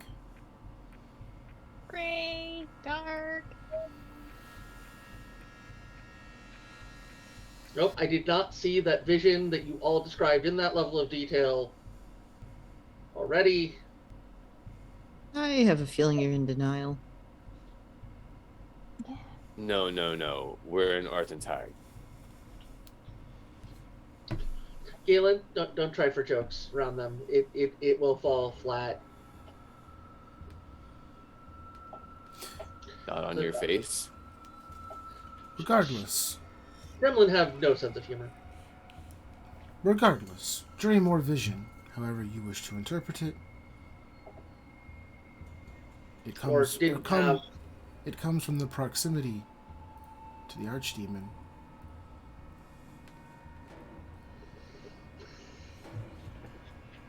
It is a likely scenario of what will happen. Not guaranteed. Well, that sounds exciting. Let's Oh. maybe stop it. That is what we're trying to do. Or are we trying to Yeah. rescue everybody from the lowest levels of society? One doesn't exclude the other. One does not necessarily assist the other. Anyway, Garrick, you ready to beat somebody up and your hype man is ready to hype you? He still needs pom-poms, but I mean, I think he's good enough right now. Wait. Is there any plant matter at all down here? Yeah, there's a lot of the plants that you would find in caves. So there's a lot of mushrooms, there's a lot of bioluminescent moss. There are some small, like essentially hydroponic gardens going on. I What are would you like to looking for? I'd like to find at least one, if not two, mushrooms that are big enough that you can hold it by the stalk, like Okay. full hand, and then I'm going to take some of the bioluminescent moss and kind of cover the mushroom with it, mushroom head, so that you basically got like two bioluminescent round shaped domes that you can hold in your hands. And then I'm going to hand them to Jurgen.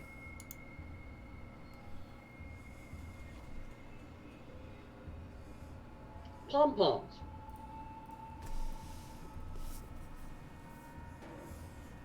Why are you giving the pom-poms to the Tranquil? Because he's Because- the hype man. And All right. Are and, there and any use them to do the things. are there any other preparations you would like to make before going to the provings? Do you have runes on your armor and weapon? I have runes on my armor, but not my weapon. Unless we you have guys time for you want to to do have, that. unless you guys want, yeah, that's a question. Do we have time for me to do more smithing? I mean, it's a good thing that your Tranquil needs to sleep less than a normal person. So are you saying I could have worked on one rune during the night? Yes. Sweet. Well, I'm talking about slots. It, Slots you would not have time to add. Okay. So I just have my armor slot. okay. It was one of those. If we could, I'd love to make sure you got all the benefits you could use. Yeah, put that rune of striking into my bastard sword that I will actually hit things this time instead of. Yeah, if you're having trouble hitting things, you should work on that. Don't do that. Just good coaching advice for a fight. Gotcha. Hit them with the sharp end. And don't let them hit you with their sharp end. Okay. I think I got this. Hey, Yep. Pointy end enemy. okay. Alright, I'm ready. Okay. I will try, and when we get closer, I will start trying to put bets on Garrick. All right. So, here's where this is going to go. you're going to fight a series of 3 combats. They are going to escalate in difficulty. So we're going to use all the normal game stats, but we are going to presume that we're using training weapons. People are pulling their blows. So health points in this instance just essentially reflect how tough you are before you get knocked unconscious. Okay. So after each proving, you're going to be back up to full health, full everything else, because you'll have a chance to go in your corner with your people, get some Recuperate. water and orange slices, etc., etc. Okay. Or places? Is this an AYSO event? A nice fresh warm towel for my head. Got it. Right. So, you arrive at the proving, and there's a lot of anticipation in the air, but there's also some tension. Just the tensions that have been percolating throughout the city. And so, people seem almost extra invested in this proving, just as a chance to engage in some simple escapism. And so there is the announcer gets up at the top at this little podium, for back of a little small balcony. Which, because this is a dwarven arena, the acoustics are perfectly designed where if he stands on this spot on this balcony, everyone can hear him. And he's very much, the perfect MC because he's riling the crowd up. And in this corner, fighting on behalf of King Branagh, we have Murray the Bold. On behalf of House Kennick. And so you see a few fights, Garrick, and you can sort of watch how people fight, and you can tell that this is supposed to be an exhibition match. The only thing at stake is honor. Everything or nothing at all. And at some point, not the MC, but one of his assistants comes and says, Are you ready, Sir Garrick? It's time. Let's have at this. All right. See what an old man can do. So, you stroll out into the middle of the arena, and so the announcer says, and for this round of the proving, we have a young scion of House Bradmere here to test his mettle against none other than one of the Grey Wardens. There's a lot of Grey Wardens, cheers! And, Bradmere, cheers! Alright, so we're gonna start off by rolling for initiative so we know who gets first hit. When He does. When they do the look, it's one of the Grey Wardens, I'll just kind of go to the crowd. Garrick. But you got that glowing mushroom on. Yeah, I have the pom pom on the adhered to the top of my staff. But yeah, Garrick. But yeah, he totally goes first. I rolled. I have a 9. He also rolled a 9. Wow. So what's your dexterity? 3. All right, you go first. His is 1. Holy crap! Get I wrecked, go nerd. first. All right, let's see how this goes. Let's see if this is better than the last. Okay, so that is 13. Okay, so Lupine Vendetta has redeemed Benevolence, but earlier Great Cthulhu redeemed Malevolence.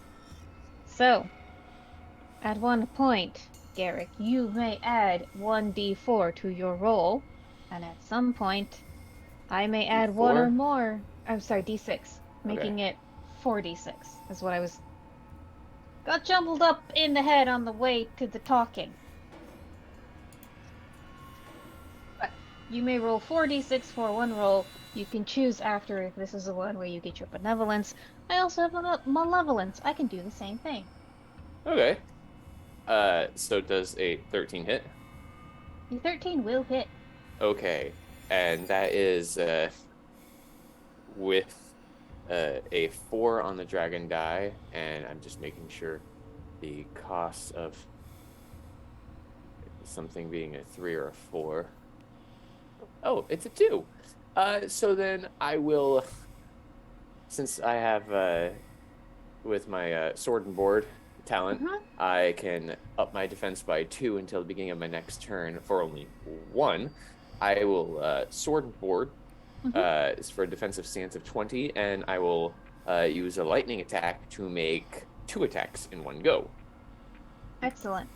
So first I will make my initial attack and do 12 damage. Okay. That was almost as max as I could get it. And then my second attack is with 1 die on the floor, and okay, does a 12 hit him? A 12 will hit. His defense is 11. Oh yeah. Okay, and so the second attack does 7 damage. Okay. So, he's a little nervous. He's a younger man, probably about teenage age. And he sort of tries to faint, but you see it coming, and you're just like, pow, pow, pow. And you've definitely rung his bell a little bit, but he's still upright, and he will attack you.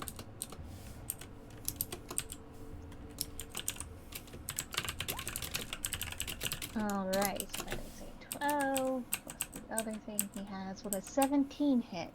Oh no. Okay. So, in that case, he just, swings his big hammer at you, and just sort of clang, clang, clang. And he looks a little surprised that nothing happened. Just raise my shield up and just kind of let it hit that, and you hear the resounding boom. Let's try that again. Yeah, that hits. That's like 15. No dragon die this time, no. Okay. And 7 damage again. Alright, well, his armor rating is 4. So that's 3 damage. He's definitely kind of a little woozy, a little unsteady on his feet. And so he is going to lash out with his maul again for another 17. Misses this time too. Okay. So once again, I go to smack him. It's a 4 on the dragon die, and it's 16. Okay, that'll hit. So I'm gonna do the same thing as before, since it was a 3 and a 2. I'll make it a lightning attack and a defensive stance. Alright. So 7 damage on the first attack, and the second attack is a miss. Wait. Okay. Yeah, a miss. That was 9. Stop missing! I've hit him more than I've missed him. No, but stop missing. Okay, well, you only needed to hit him once because he had 1 hit point left. So, He goes down like a sack of potatoes, and the MC is like, and the noble son of House Branmere falls, not landing a single blow on the Grey Warden. The combatants will now have 5 minutes to refresh before the next round, and like there's cheering, and you're brought back, and given your Oh, water and orange slices. hold on. I know I Oh, have the okay. 5 minutes, but I'm going to go out to the center of the ring and say, I don't even need the 5 minutes. Bring it on. Very Garrick. well. Garrick. And for the next opponent, the Grey Warden will be fighting I have a this question. wild. Yes? Is there popcorn? I mean, there's snacks, there's nuggets. Any Uh, like garlic nuggets? Yeah, there's probably also like pickles, like pickled garlic and mushrooms. pickle. Yeah. I'm gonna get some and share with Harold Wynn while we're watching. And Harold is quietly doing a little bit of bookieing while next to Galen.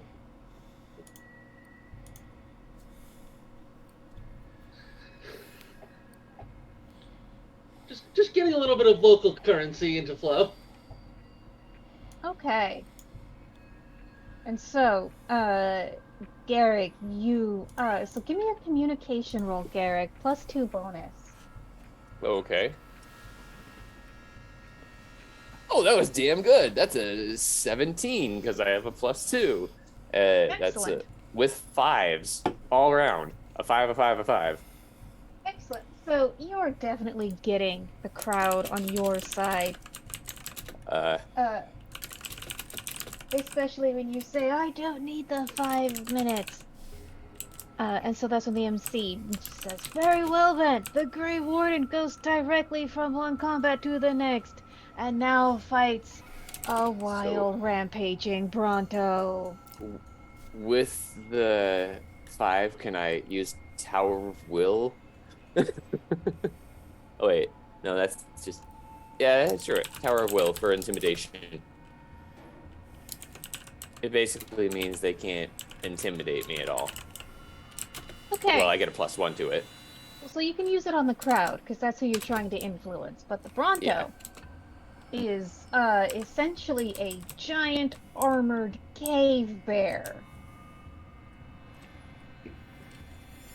Okay. Dad, I'm trying to run a game. But Dad I has don't decided it is care. playtime right now. But, Mom. Okay, Oh. so give me another initiative roll, please, so we can decide who goes first. It does. That's a 10. I got slightly better. All right, this one rolled a 10, but its dexterity is 2, so that's a 12. Okay. I'm... Since this is the start of my next turn, do I still get my +2 from defensive stance? No, because this is an entirely different combat. Sorry. I know. Lucifer is actually the end boss. That makes and so it's much not sense. It does. not that you have to fight him, but rather it's that you have to keep the maker's attention long enough away from him. Makes Okay. sense. All right, so he is going to deliver a claw attack. All right, so that is a 15 with his bonus. 24. Yeah, that hits.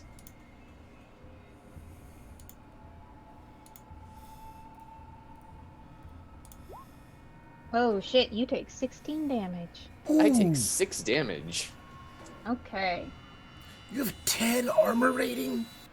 Yeah, I That's have awesome. 10 armor rating. That's Why do you rad. think I wanted the Templar armor that bad? And the runes and the everything else. The rune I actually added to my defense because I'm like, okay, they can still use piercing stuff. I But crafted an armor rune, so when you get a slot, You're gonna I'll get give an extra armor. All right, cool. Sweet. Cool. Garrick. So I'm gonna attack this bucking bronco. Bronto? Bronco? Ronto. A Bronto. bucking I'm gonna Bronto? Yeah, I'm gonna attack a bucking bronto now. And that is 8, 13, 16. That'll hit. But also I got a 4 for my dragon dice. So I'm gonna rinse and repeat. So first my attack, which does 7 points of damage, and my Okay. second attack, which is a 11, 14. Is that 14 damage total? No, 14 to hit for the second attack. It was That'll a 7 on the first one, and the second set of damage is 8. Okay, so that's 15 damage. Mm-hmm. Subtract from its armor. Yeah, so you managed to wing it pretty bad. And it is going to go after the claw attack again.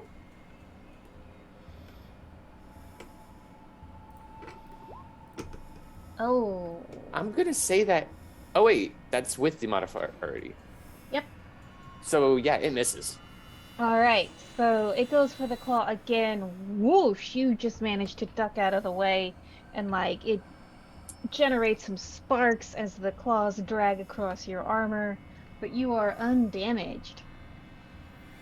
All right, so I'm gonna go for that swing again, and I'm getting real good with these dragon dies. I got 14, 17, and Okay.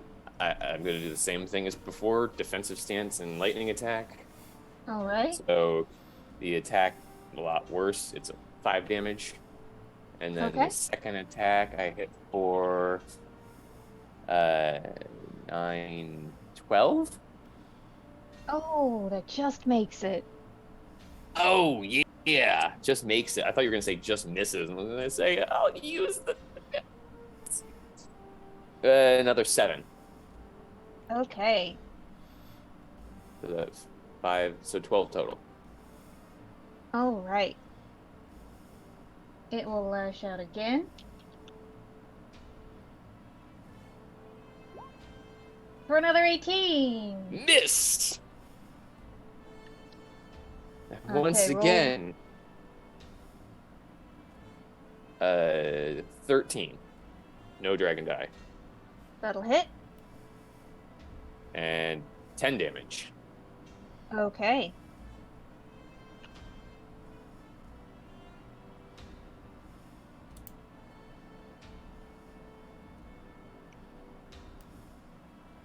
Whoa. 27 this time. Holy Oh, shit! triples. Triple. Holy shit! Triple It's the mark of 6. the beast. It got mad. It did. Also, it has a +9 to hit too, which is terrifying. Yeah, but damn. Okay.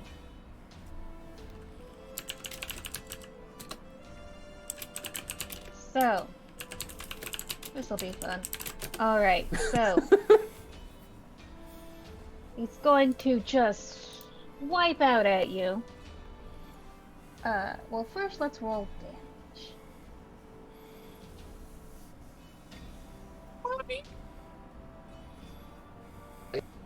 You got armor? Oh, wait, no, I need to compute. Where's my hype man? I need my hype man. Alright. So, it lashes out, does 23 damage. Yay, I'm only hit for 13 damage. Ow. Okay. Side You- note, you how ruined is it. a fucking Bronto pulling its punches? Oh, it's not. Oh, so I'm actually getting hit for this now. It's trying to kill I mean, you. You won't die if you fall to it. They'll have like medics. It'll just your dignity will be injured by losing to a Bronto. Okay, I well, don't think anybody's dignity would be injured by losing to a Bronto. I'm sorry. That thing is insane. All right. okay. You said a So, 12 hits it, right? well, and it's also going to lash out, and with one of its Oh, a stunts, double it's attack. going to bite you. But a 15 will not hit. No, it will not. All right. You So, said. Sorry, you said a 12 hits though, right? yeah, so the Bronto just lashes out and is like whap whap whap. And just almost knocks you off your feet. You just manage to sort of spin away before its big massive jaws close right over you. Oof. The claws were bad enough, thank you. So, once again, I don't know why I keep rolling 4s for this dragon die, but I do, so I'm gonna do the same thing. Lightning attack and defensive stance, even though defensive stance might not be absolutely useful, but what the hell. So that's 7 damage, and the second attack is like 15, so that hits. So, and then another 8 damage. Okay. So what's the total amount of damage you did this round? 15. Okay. So you can see like it like foam is building at the sides of its mouth, not like rabid Bronto foam, but like exertion. And it's starting to pant. And you can tell that it's getting tired. But it's still gonna lash out with its claws. And miss! Wait, no? I don't think that went through. No, it didn't. It's 'cause There we you- go. But a And 17 miss. will still not hit. Alright. It's getting tired. That's how I know it. I'm getting lucky. It's getting tired. 16 with a 4. Okay. So I'm doing the same thing. First attack does 6 damage. Second attack is 14 or 15. So that one hits, and it hits for 9 damage. Okay, cool. Make it 2-to-1 odds for the Bronto. This is when we're going to use one of Betty's malevolences. Oh, we're gonna shit. roll 4d6. So not only is this an extra die, it's an extra chance of coming up doubles. Oh boy. Except you didn't roll it right again. No, it looked like it rolled okay. No, because I put the slash in the wrong. Oh, I see. 30. Oh yeah. Doubles. Ouch. Fuck. It's only a 5 for the doubles this time though. Yeah. And we've got our first PC death. For No. the, All right. for the people not privy to the rolls, the Maker with 46 plus 9 rolled a 6, a 5, a 5, and a 5 for a total of 30 with 5 stun points.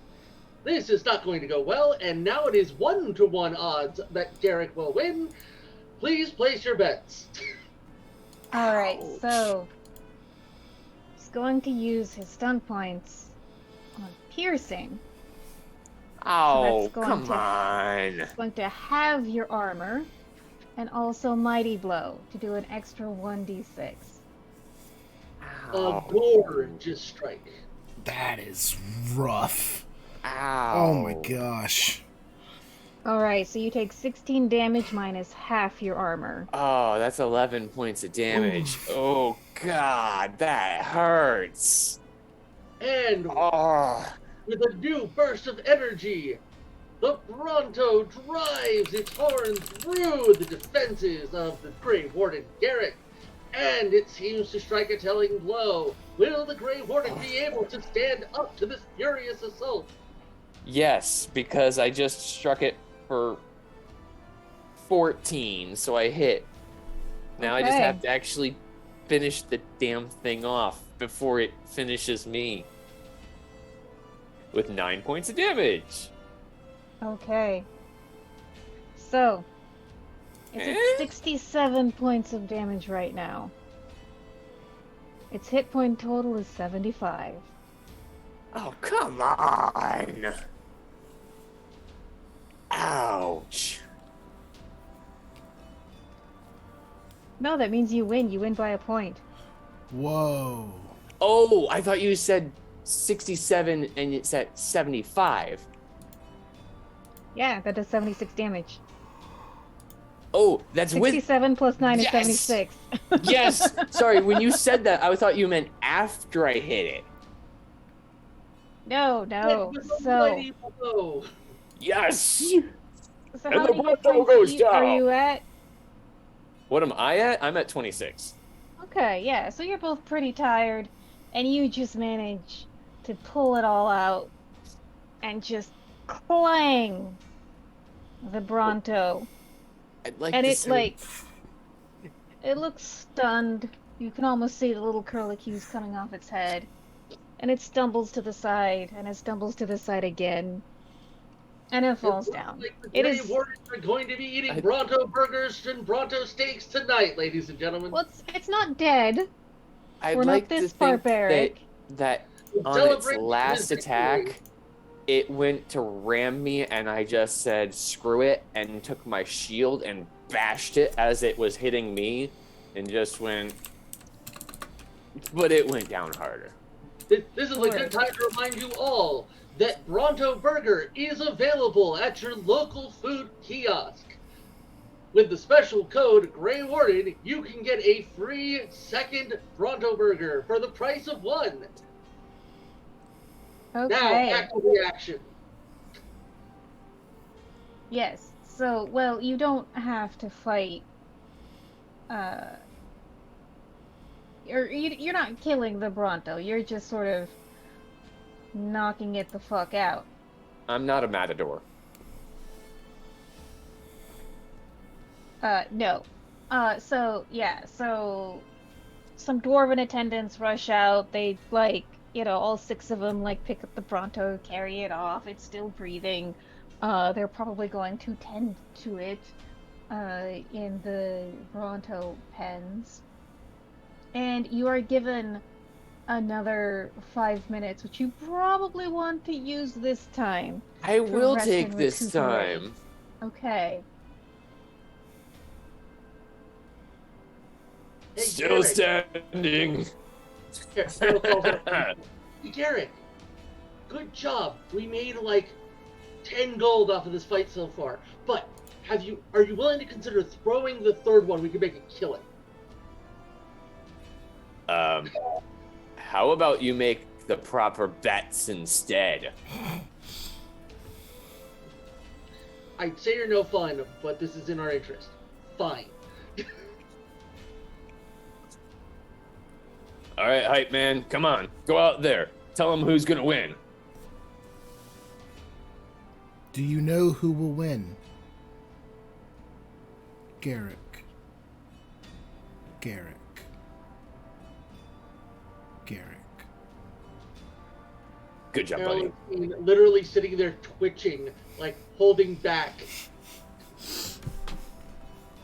Alright, so is there any final preparations you want to make before the last round?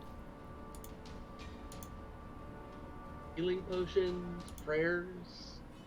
Well, so Oh, you're I get healed full. up to I get full. healed up to full. Yeah. Yeah, because this isn't a lethal combat, so the dwarven medics will come and tend your wolves. Tend your wolves? What the fuck? Tend to the wolves! Tend to the wolves! Oh no, there's wolves in the deep roads! The greatest threat, Something has gone terribly, terribly wrong. the greatest trick the archdemon ever pulled was to make you think wooing was not dangerous. While they're tending to me, I'm going to stand out in the middle of the ring and say, if anybody wants to join the Grey Wardens and become just as good as somebody like me, just remember, I was a blacksmith a month ago. So there's a small cheering from like the mid-level of the stands.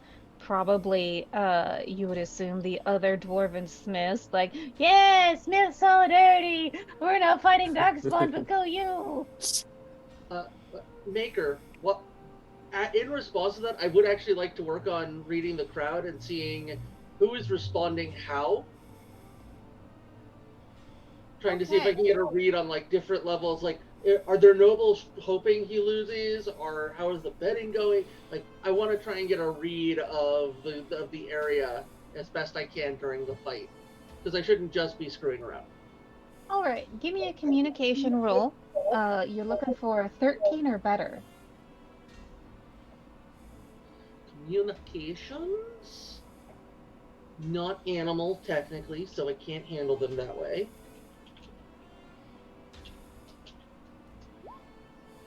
Uh, 20? Okay.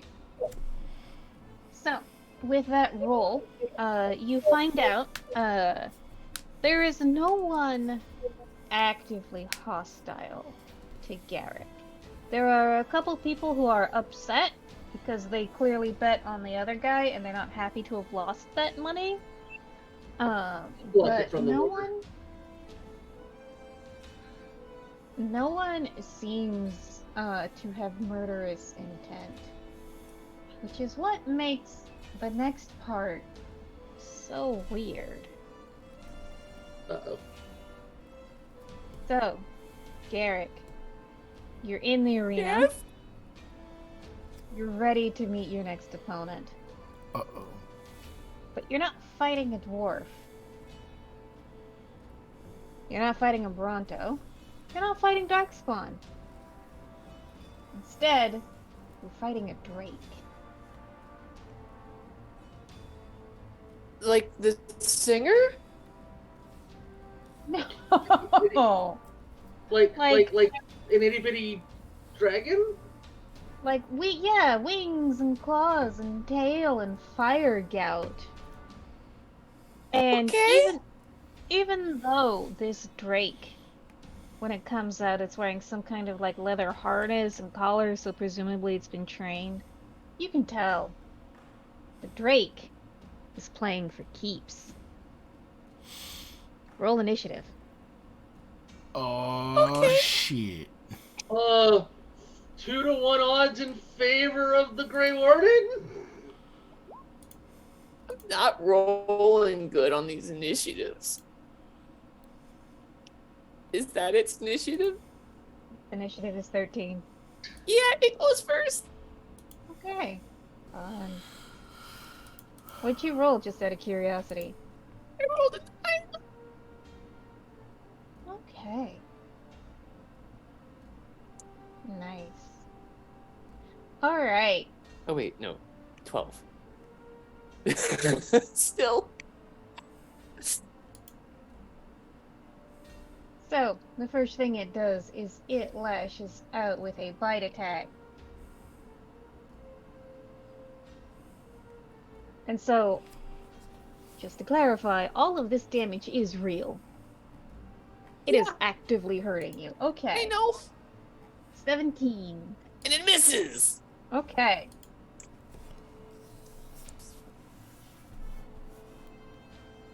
And then I roll.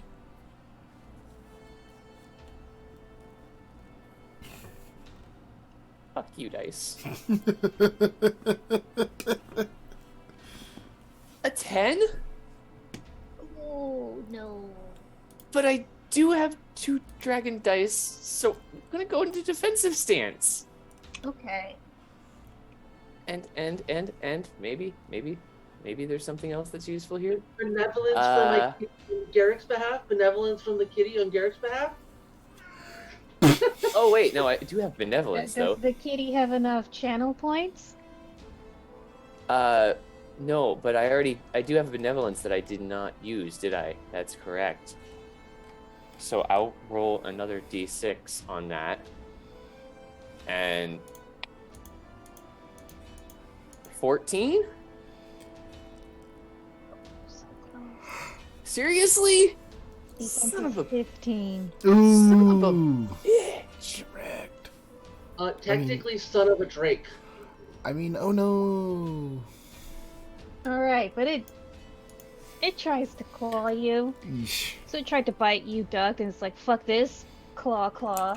And all that happens is clang, clang against your armor. Clang, clang, clang goes the Drake. Ding, Yep. ding, ding goes my head. Yeah, no, I don't hit. That was a 12.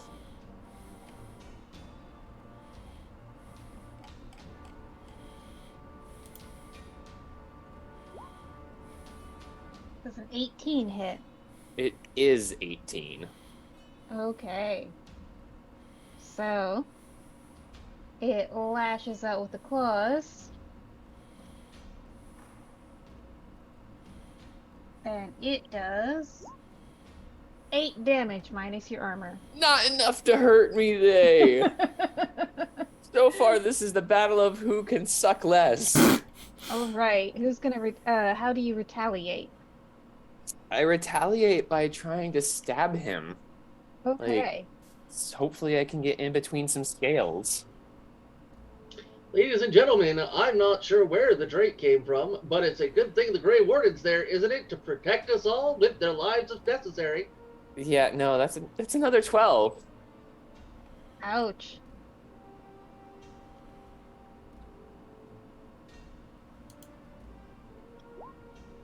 But that's a miss. Rolling I'm so s- badly. We're both rolling badly. Like I said, this is the battle of who sucks less. That's what happens when you're fighting with defense. Can we just say that these ones were 6s instead Nope. of 1s? Because that's an 8. But I'm gonna go into a defensive stance.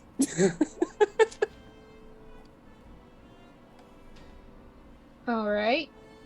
It doesn't hit, Oof. so go ahead, roll again. Okay, now this is kind of getting actually humorously bad. We're going back and forth, folks. I don't think either one has scored a killing blow yet. No. I mean, there's a bunch no. of cool stuff I can get once I stunt.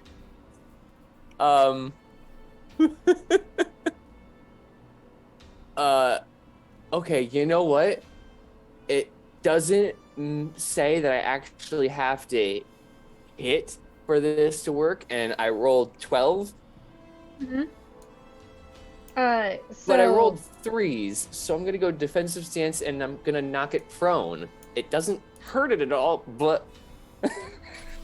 Oh, I don't need stunt points for that one. Oh, come on! Oh no. You introduced the problem, sir. Oh no. Okay. If you're allowed to read the rules closely, so is the maker. So, essentially, I will let you use any stunt point that doesn't require contact. Okay, Or a stunt that would allow you to make another roll. You can also do that. okay, well... So, like, defensive stance you can do whether you hit or not, because that doesn't necessarily require you to successfully hit Okay, your opponent. then how about skirmish?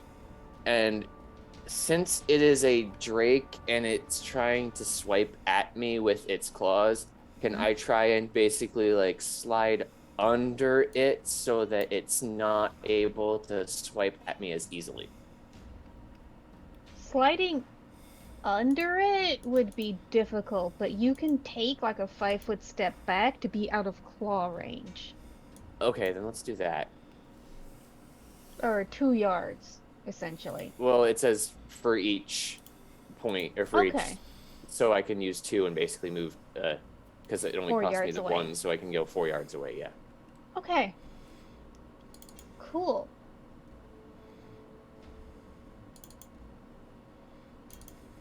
Uh-oh. All right. Well, its fire gout range is 6 yards.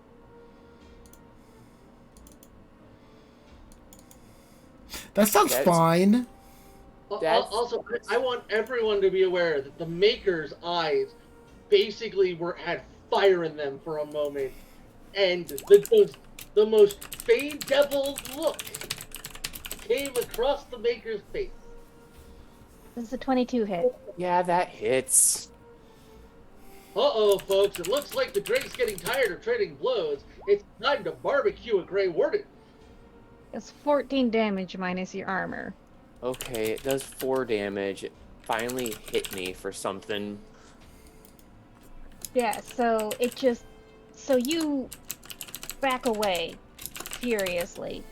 And, it's not dumb, it looks, and so it just opens its mouth and just shoots this gout of flame that definitely throws you off your game, singes your hair. Goodbye eyebrows, you never needed them anyway.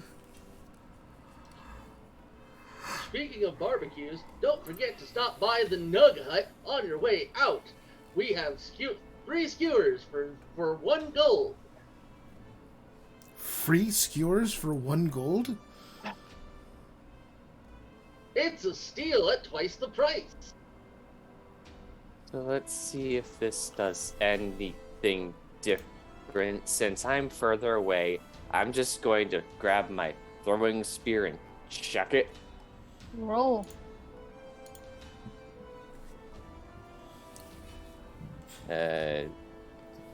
You said it's 15? Mm-hmm. It's 15! Awesome, roll for damage. Hold on. I got the doubles. I wanted to see what, and I'm gonna use Pierce Armor. Okay. So this is 1d6 plus 3, so I only need the 1, and I roll 3, 3, 6. Okay. So, its armor rating isn't great, but you have reduced it even further. So, yeah, you definitely let through and just finally manage to just chip away at its thick, scaly armor with its spear. So, you can now move as a minor action if you would like. I will get closer to it since now I'm like, flames? Okay. I know, this is probably a bad idea. Based on the face of our Maker, something's gonna happen. Is it gonna Does a try 17 and eat hit? me? No! Alright, it lashes out, it tries to bite. You manage to jump away. Okay. Come on, boys. Come on. You like me better than this. No, you Better fucking than- don't. No, you fucking don't. Defensive stance. Pretty nice. Skirmish. I'm going to use it to go around to the other side of it if I can. Okay. So, get behind it? Yeah. Alright.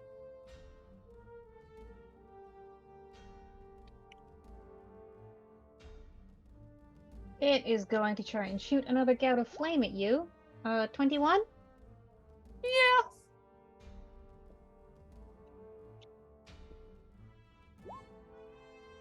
$12 damage. It's getting a little warm in my armor, but I'm doing okay. I wish I was doing better. So I stab at it from behind. Okay. Guys, well, do I need to put you in timeout? Yeah, no, that's 9. This really is just like the worst battle. It wants to kill me, but it can barely hit me. I want to do something to it, but I can't even freaking get past its skin. Don't forget, tonight is Merchant Tier Knight. Make sure to get your souvenir hammer or calipers at the front desk before you leave. And make sure to drop off a donation to the Merchant Guild's Children's Fund to deal for all the poor orphans who might need help. Alright, so the Drake is just kind of over this bullshit. So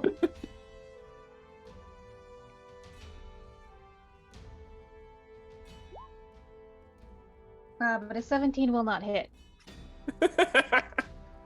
This So- is in fact one way for a Grey Warden to die fighting a dragon.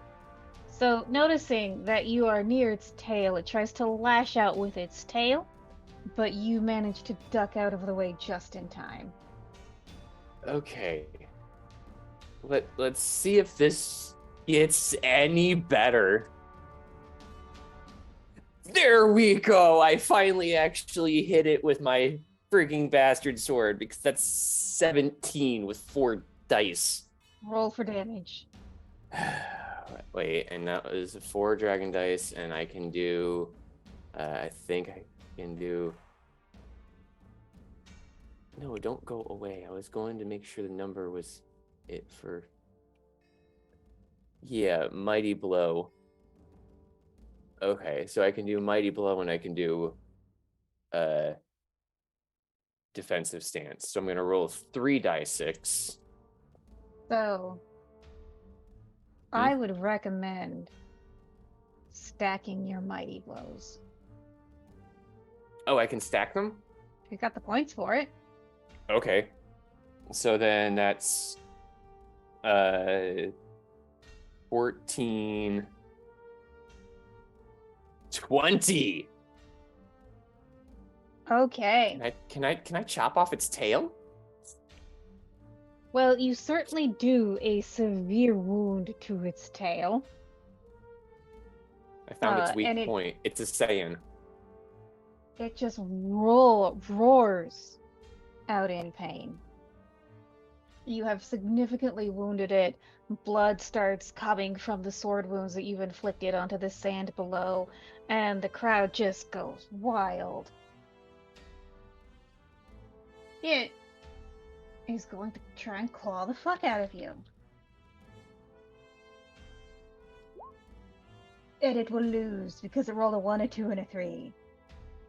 Wow. It really don't like me, but it has no choice but to become bacon. Baker, I would like to start seeding the notion of an honorable draw into the crowd. Okay. Hey, I want to keep it kind of at a level, but I want to get the idea spread, just in case it starts to go bad for Garrick again. All right. 5, 4, 3, and 3 makes that 15. That hits, right? That is its exact defense. So yeah. Right? Okay. Yeah, you hit. You rolled it. Yeah. You hit. Okay, yeah. Yeah. 10 damage. Okay. So, you've all been like circling each other and like reaching out and like slapping each other and like bite, miss, hit, miss, but finally you're just like, fuck this bullshit. Like I said, it's a Saiyan. Its weak point's its tail. Alright, but it is also fuck this bullshit, and it is going to let loose with another gout of flame, which he will easily miss because it rolled a 16. Hey! I throw my shield up this time because I see it coming. Okay. So yeah, you throw your shield up and the flame goes like up and over. How do And you my dice respond? like me again. 17 with 4 dragon dice. So I'm Nice. gonna stack the mighty blows. And Okay. Don't say that ever again. I don't want to hear you say that again in this fight, sir. it's 16. Okay. So, you finally just like scoot under and just rip out through its carotid artery, and it screams and just falls down. And the crowd goes wild. And they I'm start covered in blood. so they start chanting your name, only they don't actually know your name. So instead of like Garrick, Garrick, Garrick, you hear Warden, Warden, Warden. You have, by the skin of your teeth, succeeded at this proving.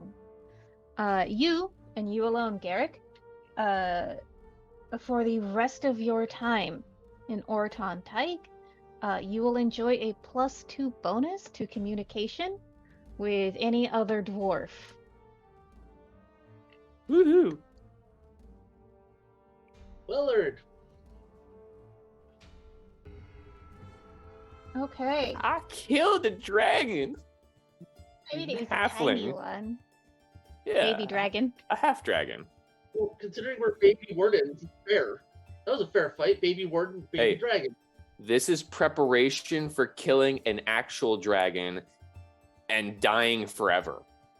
Hey, you know what? If that is what you want to do, I don't think anybody here is going to stop you from making that attack.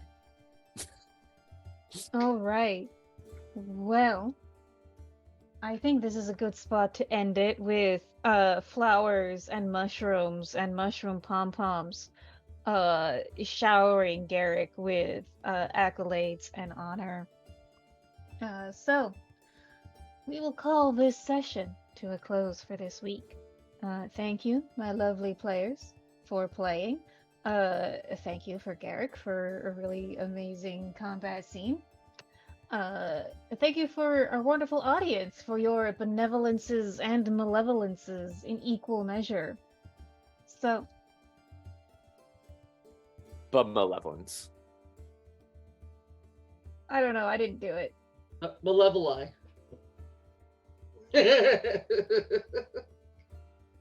Anyway, stick around because in just under an hour we will be playing Curse of Strahd. She is the Ancient. And if you want more Dragon Age content, come by on Wednesday. I'm playing through Dragon Age 2 on stream. Also, debuting this week, it is Solid Metal. It is a BattleTech game using the Fate system, run by channel member Ben Ravensdale. You'll see him tonight at Curse of Strahd. Should be good times. And if you want even more tabletop RPG content, then come by on Friday for Dune. Things are getting weird. And if you want any updates on shows we have to delay, new shows being added, follow me on Twitter and Instagram, where I'm getting really, really good at posting the schedule every week. And if you're not on the Discord, come join the Discord, hang out with all of us nerds. So, if we just want to say one more round of goodbyes in the normal order, tell these lovely people who you are and where they can find you next. Greetings, everyone. I'm an elf in human skin, obviously. The ears are, medical prosthetics. Anyway, you can find me. They're a head giveaway. You're fired. You can find me all over the internet as Am Changeling and on Etsy at Thornkind. I got stickers, people. You like stickers? Get some stickers. I also put stuff on Printful, so now there's t-shirts and water bottles and a blanket. Anyway, go look at it. It's stuff. And you can find me playing again Friday evening, 11 p.m. Eastern for Dune. Hello one, hello all. I am Devin online at Sort of Sullied. And I am also Garrick the Drake Slayer. And next time you can find me will be on Friday for Dune.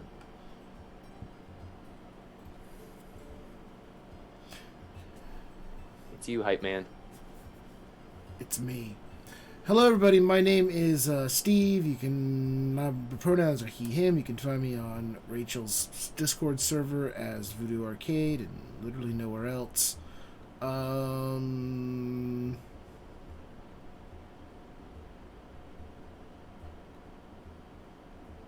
Brody, it's your turn. I was waiting. You're good. Go. Yeah, I'm out.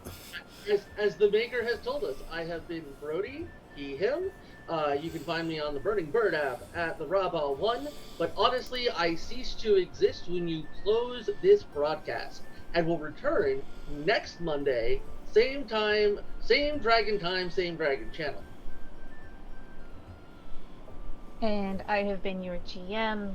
This has been a lot of fun. I can't wait to see what happens in the deep roads. That'll be a fun combat, so, suit up. And yeah, you will see me on Wednesday playing Dragon Age 2. We are still in Act 2, but I have my elven girlfriend now. Yay! And then you will also see me Friday at Dune, where I play the Duchess Sayadina Daphne. Yeah. With that, hang out, and we'll see you in an hour for Curse of Strahd. Good night.